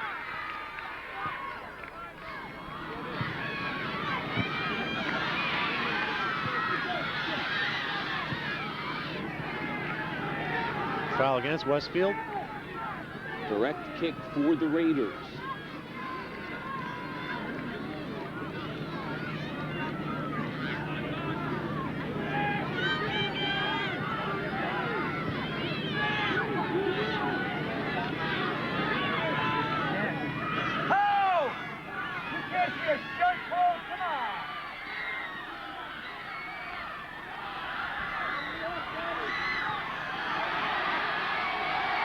Shrek with room.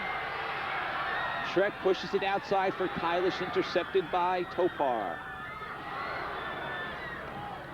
Kylish plays it for Berlinski. And we get a handball called against Scotch Plains. Outside of the box. Says Tim Castle. It's called against Westfield. Excuse me, I thought it was called against Scotch Plains. Outside the box, though, is right. It'll be a direct kick for Scotch Plains. Sharp angle. Less than 19 yards out. The penalty box is 18 yards out from the goal line.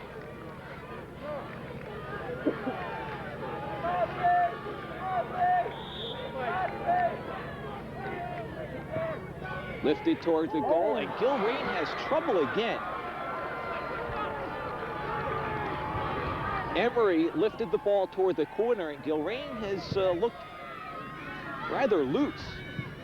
He's had a few problems holding on to the ball.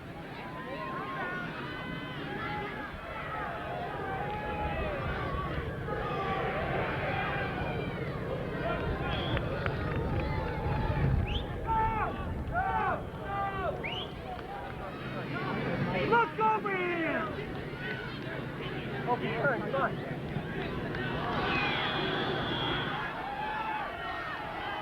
We're going to have a foul called against Westfield. Okay.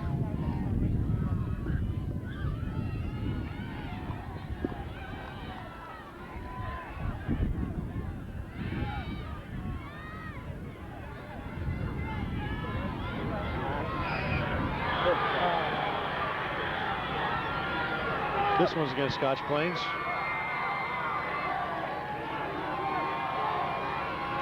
Five minutes to play.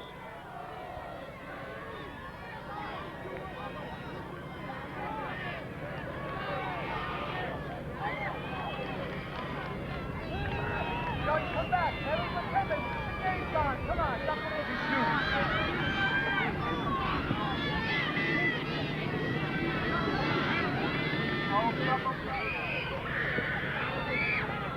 Nice move by Topar. He was always under control. It appeared as if maybe he was indecisive. Move the ball. And he knew what he wanted to do all along. Oh yeah, he wants the opponent to think he's indecisive, but he isn't, that's for Oh, sure. speed up. Meyer and Shrek go at it, and time is This called. could be a red.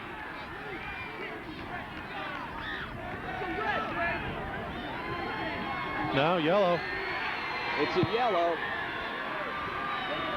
but that's his second yellow, and that equals a red in the world of soccer. This Here we is go, clear. watch this, a little pushing. And a few shots to the head. Very easily could have been a red. Well, it's his second yellow, so he's gone. And Westfield will have to play a man down from here on out. No, you don't have a sub on the player, but you can sub a different player. That's his second yellow card. Tim Castle explaining to Walt Lee now that they're down a man. He can sub for a player, but he cannot sub for Meyer. And an important player John Meyer is. He scored a goal and assisted on a goal here. And now they'll play down one player. It will be 11 versus 10. And that is a huge advantage for Scotch Plains. 4:23 to go in regulation. Again, that's unofficial. Should we remain tied, we will have 2 5-minute overtime periods that will be played to their conclusion. Don't forget, earlier this year against Kearney, Westfield played a man down for much more time, closer to 60 minutes, and they were able to beat the Cardinals by a score of 3-2. At this point, Hugh, does Walt Lee now say, look, it's late in the game, we're down a player, it's 2-2, let's play for the tie? Well, I'm not sure what Walt does. That's only Walt knows, but that's something you have to decide. Right now, you know, I don't know if you want to do that because your team is playing pretty well.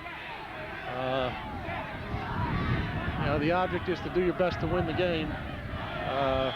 Not too many coaches like to play for a tie. And you know, Westfield has the opportunity. They could have put in a go-ahead goal, and they still are capable of it. Now, Kearney's not as tough as they have been in the past, but still, they played them for over 60 minutes, a man short, and beat them.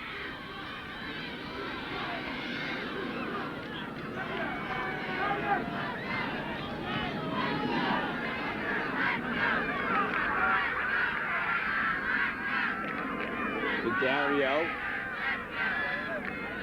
Yarusi, push called against Moser.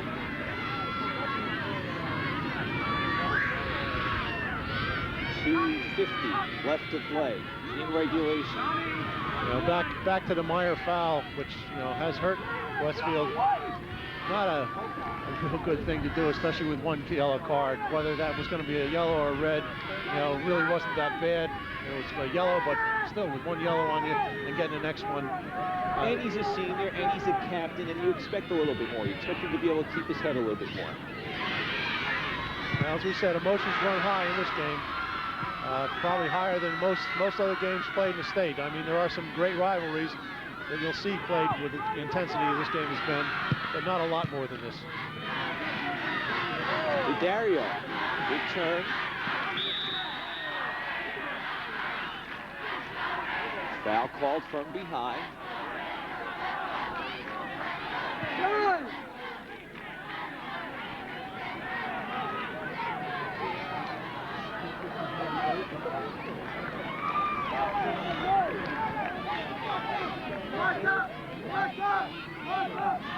Less than 2 minutes to play.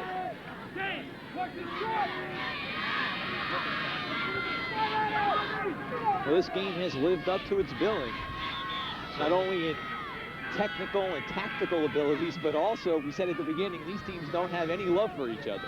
That's been apparent.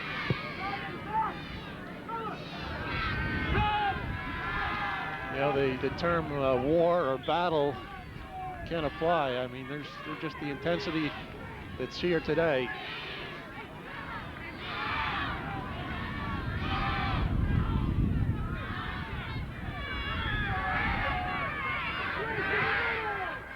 One minute left in the fourth period. Again, the clock is kept on the field at this point as the scoreboard clock stops with a minute to play. Westfield playing one man short is John Meyer, received his second yellow just a minute or two ago.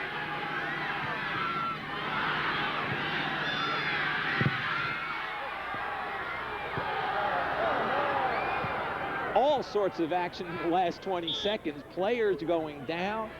Looked like there might have been a handball. Instead, we get a goal kick. You shouldn't look for Westfield to be too anxious to put it into play here. From deep in their own side of the field, late 2-2, and they're down a man. Yeah, at this point in time, they're not looking. They know that there's not too much time, and they're not in a hurry to get it going, especially in their own end.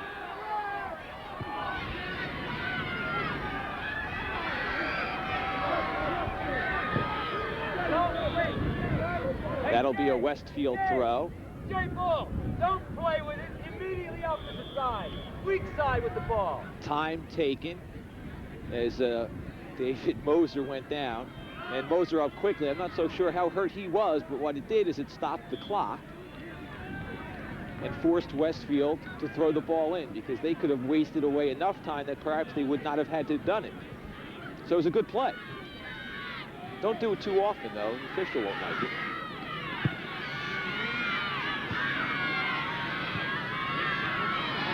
Here's Barletta. Trouble.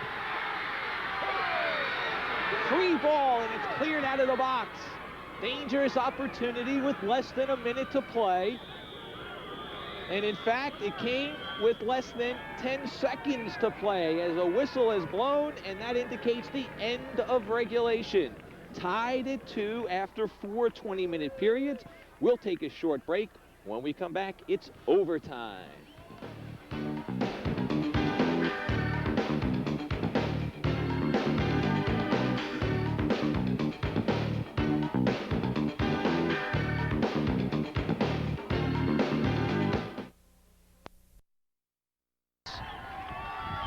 As we are tied at 2 at Scotch Plains, and toward the end of the fourth quarter, Scotch Plains almost had the winner.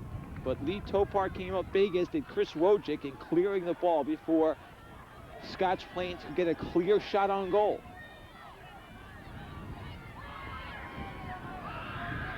Westfield will play these overtimes down a man. John Meyer received his second yellow in the fourth quarter. And you have to play 10 men from that point on. You can't substitute an 11th just because you're in overtime. This is not a sudden death overtime. We will play them both, and we'll play to the conclusion.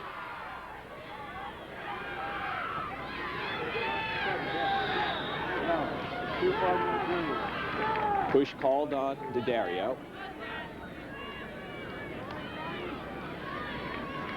Over 80 minutes of soccer, and we're back where we started. Tied at 2.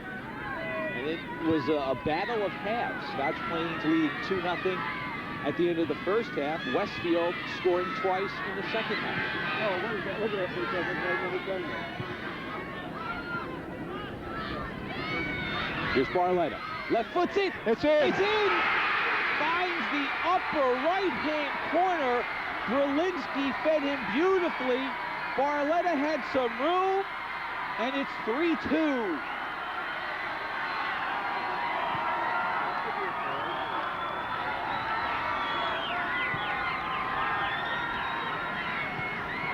Again, Barletta finds himself being the right man in the right spot. Sometimes that's luck, most times that's skill. Well, that's knowledge. the shot that he took was a good shot. He hooked it a little bit up in the upper right-hand corner. We get to see it again. Ball comes down and slip through. Defender doesn't quite get it. Barletta gets there, just gets his foot on the ball, right in the corner.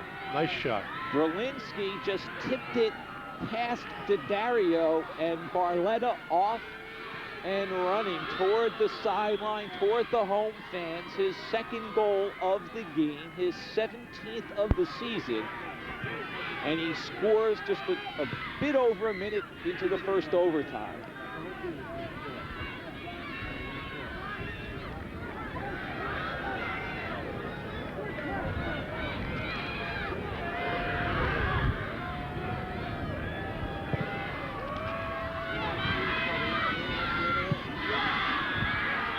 Have a trip.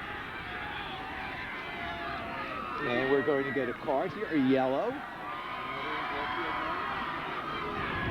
That's issued to Kurt Dambow.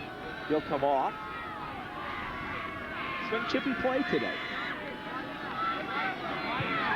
That was a shot.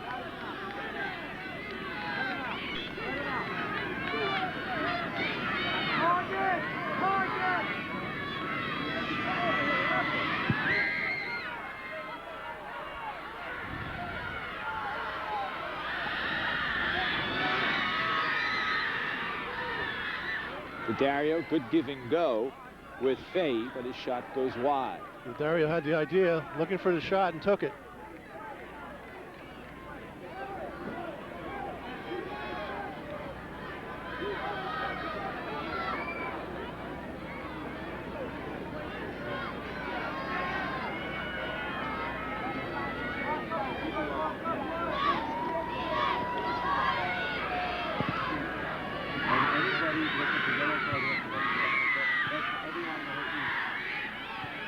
Fay pushes it out. Stanley tries to turn it in. Kylish plays it across the far touchline. Goes out of touch. We will have a throw in.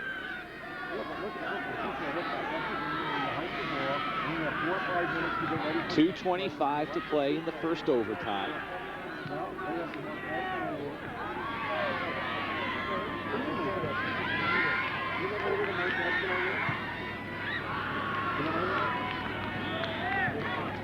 Originally, when overtimes came into existence, they were 2 5-minute overtimes.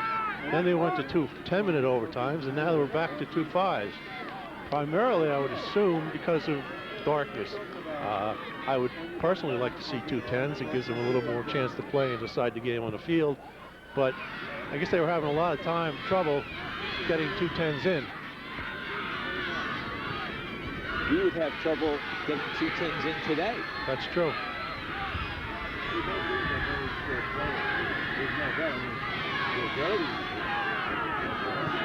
Westfield's ball, foul called.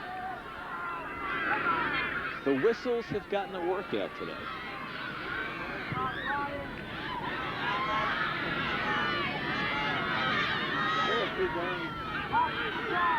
This is Jason Meyer, taken down by Yarusi.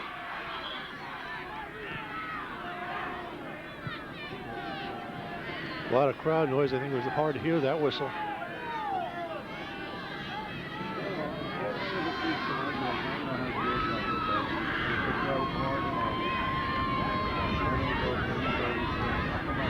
Last year, Scotch Plains beat Westfield in their only regular season meeting. In the championship of the Union County tournament, it was Westfield that turned the tide and beat Scotch Plains.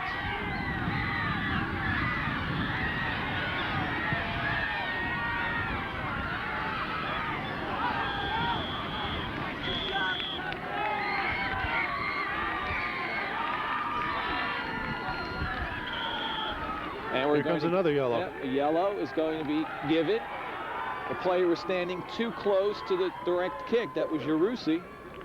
Well, and that one, the Westfield player put the ball down and played it right away. I don't know. I mean, you know, you want to play it, you can play it. You've got to give him a chance to back up. You got to take the consequences, though. Corner kick. And they'll look for Topar, the big sweeper at 6'3", 175. Look for number 3. I think they would hustle up a little bit because the clock has stopped on 1. I'm not sure when it stopped, but time is running down. Brian Mueller will take the corner. Topar standing out about 17 yards. Low kick. Handled easily by Dunlap. Nobody there. He had a clear view of it. And no one came on for Westfield. Less than a minute. And in fact, that's the end of the first overtime. We get the whistle. So 5 minutes left to play in this match, and Scotch Plains leads by a score of 3-2. We'll be back.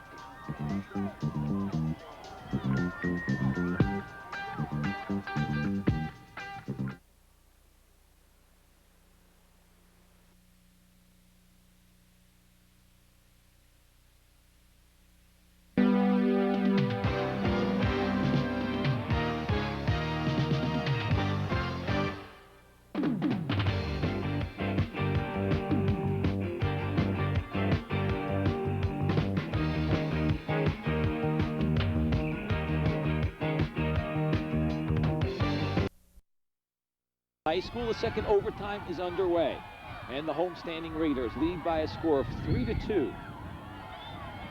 Rob Barletta scoring a little over a minute into the first overtime to give the Raiders the one goal lead.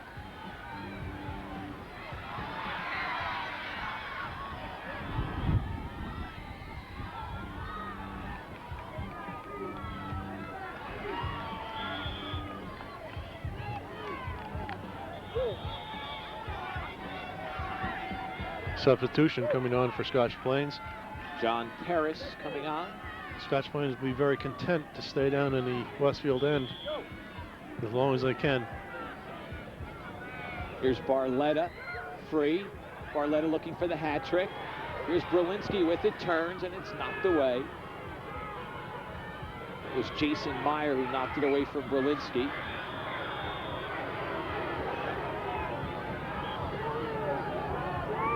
I think that one was called on Barletta.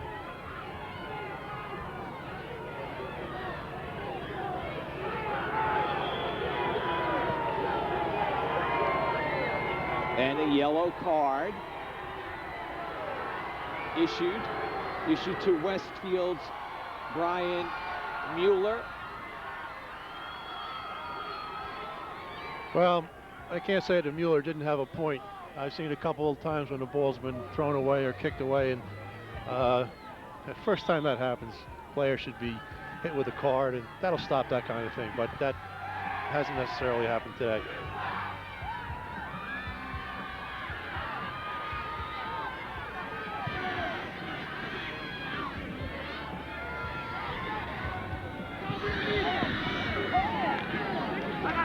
If this margin holds, Scotch Plains in all likelihood would be seated number 1 in the Union County tournament. Westfield probably will be seated second. The only other time these teams would meet would be in the county tournament. They are in different groups. Westfield a group 4 school, Scotch Plains a group 3. Yarusi feeds it off nicely for Barletta. And we're going to get an offside called. Well, after seeing this game today, I would find it hard not to see one of these teams won and the other two. Get off, 11. You can't stop on an offside.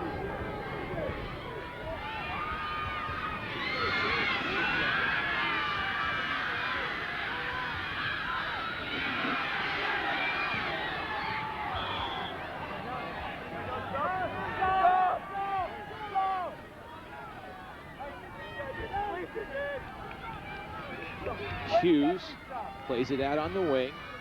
Into the box it goes. Free ball for a moment, but a couple of white jerseys surround it.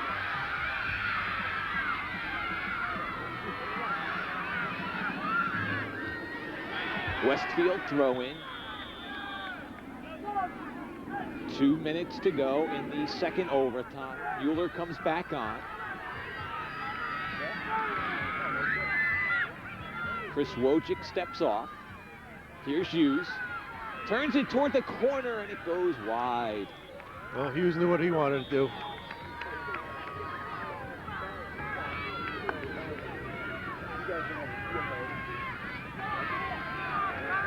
Minute and a half. And here's where Scotch Plains will take its time. That's true. Leading by a goal, time running out.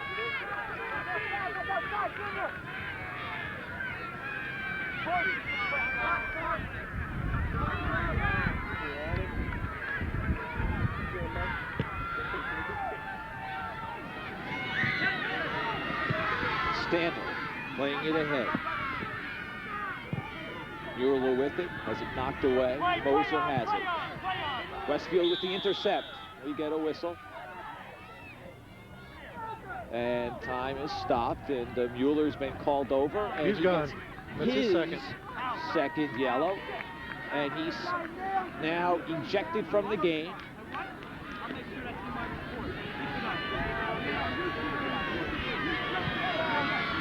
Clearly took Yarusi's legs out from underneath him.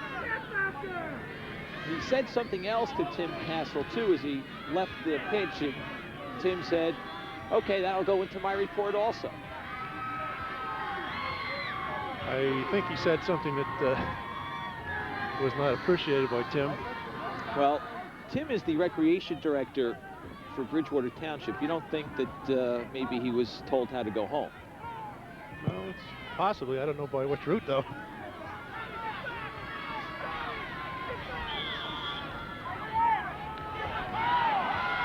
Push on Scotch Plains. Less than a minute showing, or a minute showing on the clock, less than a minute to play. And that's it. That was it.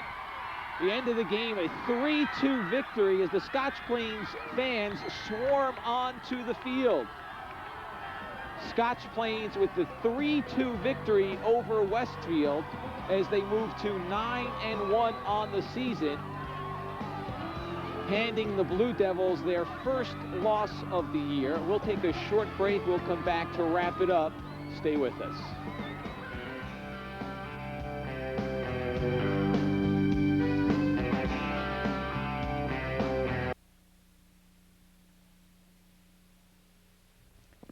Hi, everybody. I'm Matt Lachlan. Join me Thursday evenings at 6:30 on TV3 for Ion Sports. My guests have all been successful in the world of sports, but one thing they all have in common is that success has taken place in the state of New Jersey. Join me Thursday evenings at 6:30. Ion Sports is the show. We hope to see you then.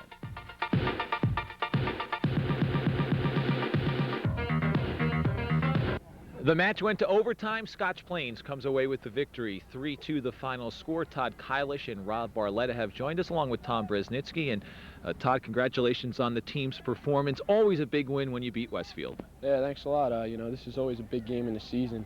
You know, we've been waiting since last year when we lost in the county finals to Westfield. You know, we lost 2-0, and we've been waiting all year for this, and, you know, it feels real good to beat them. This team's defense is so strong. What is it about the defense that makes it so good? I think it's just, you know, team unity. We've been together for a long time in the back. Last year we had 3 of the 4 that were starting this year. And, you know, I really think we're doing well in the back because, you know, we're really good friends. We communicate well, and our size helps, too. We're big and physical, and I think that really helps. You lost the last 2 games of last year, losing in the county final and upset in the state playoffs. Has that been a driving force? Definitely. We've been waiting all summer for the beginning of this season. Those 2 games last year, you know, they really left a sour taste in our mouth. And, you know, all summer I've been waiting for the start of this season, and now to start off like we did, 9-1 now. You know, 1 tough loss to St. Benix, but we're really, you know, we're doing well, and I think we're all happy. All right, Todd, congratulations on the performance. Good luck the rest of the way. And now Rob Barletta steps in, a 2-goal scorer today. Congratulations. Tell us about those goals, 2 sharp angle scores. Well, the first one, the ball was crossed over, I think, by Larry Naldi, and it got past somebody. It got chipped into the far post, and I just got the loose ball and put it in there. And the second one, I took a shot, and I thought it was going to hit the post, but unfortunately it went in. Found the upper right-hand corner. Coach says that you're a player who has a knack of being in the right place at the right time. Yeah, I guess you could say I get garbage goals, but I get... Well, getting garbage, you shouldn't call them garbage goals. What we said was that's also a product of tactical knowledge, knowing where you should be. It's not so much being lucky, although that's part of it, but you got to know where to be in the right spot. Well, I don't have that much speed, so I guess I have to make up for it by getting in the right place at the right time. The team has been noted for its defense because it's been so strong, but yourself and Dave Moser form a very strong front. Yeah, Dave's been really good this year. We had a good combination up there. He has, I think, 10, 12 goals, something like that, and we have a good connection up there. Well, Rob, congratulations on your 2-goal performance today. Good luck the rest of the way. Rob Barletta, 2 goals, including the game winner. Tom Bresnitsky steps in. Coach, congratulations on the win. Tough game as always. Yeah, as always. But I thought the kids did an exceptionally good job. I was very pleased that they kept their composure after Westfield tied it up. It's a difficult situation when you're up 2-0, and then all of a sudden, boom, boom, boom, in a matter of a couple minutes, it's a tie game. But these kids are experienced. Many of them have been with me for 3 years. They've played a lot of good soccer outside of the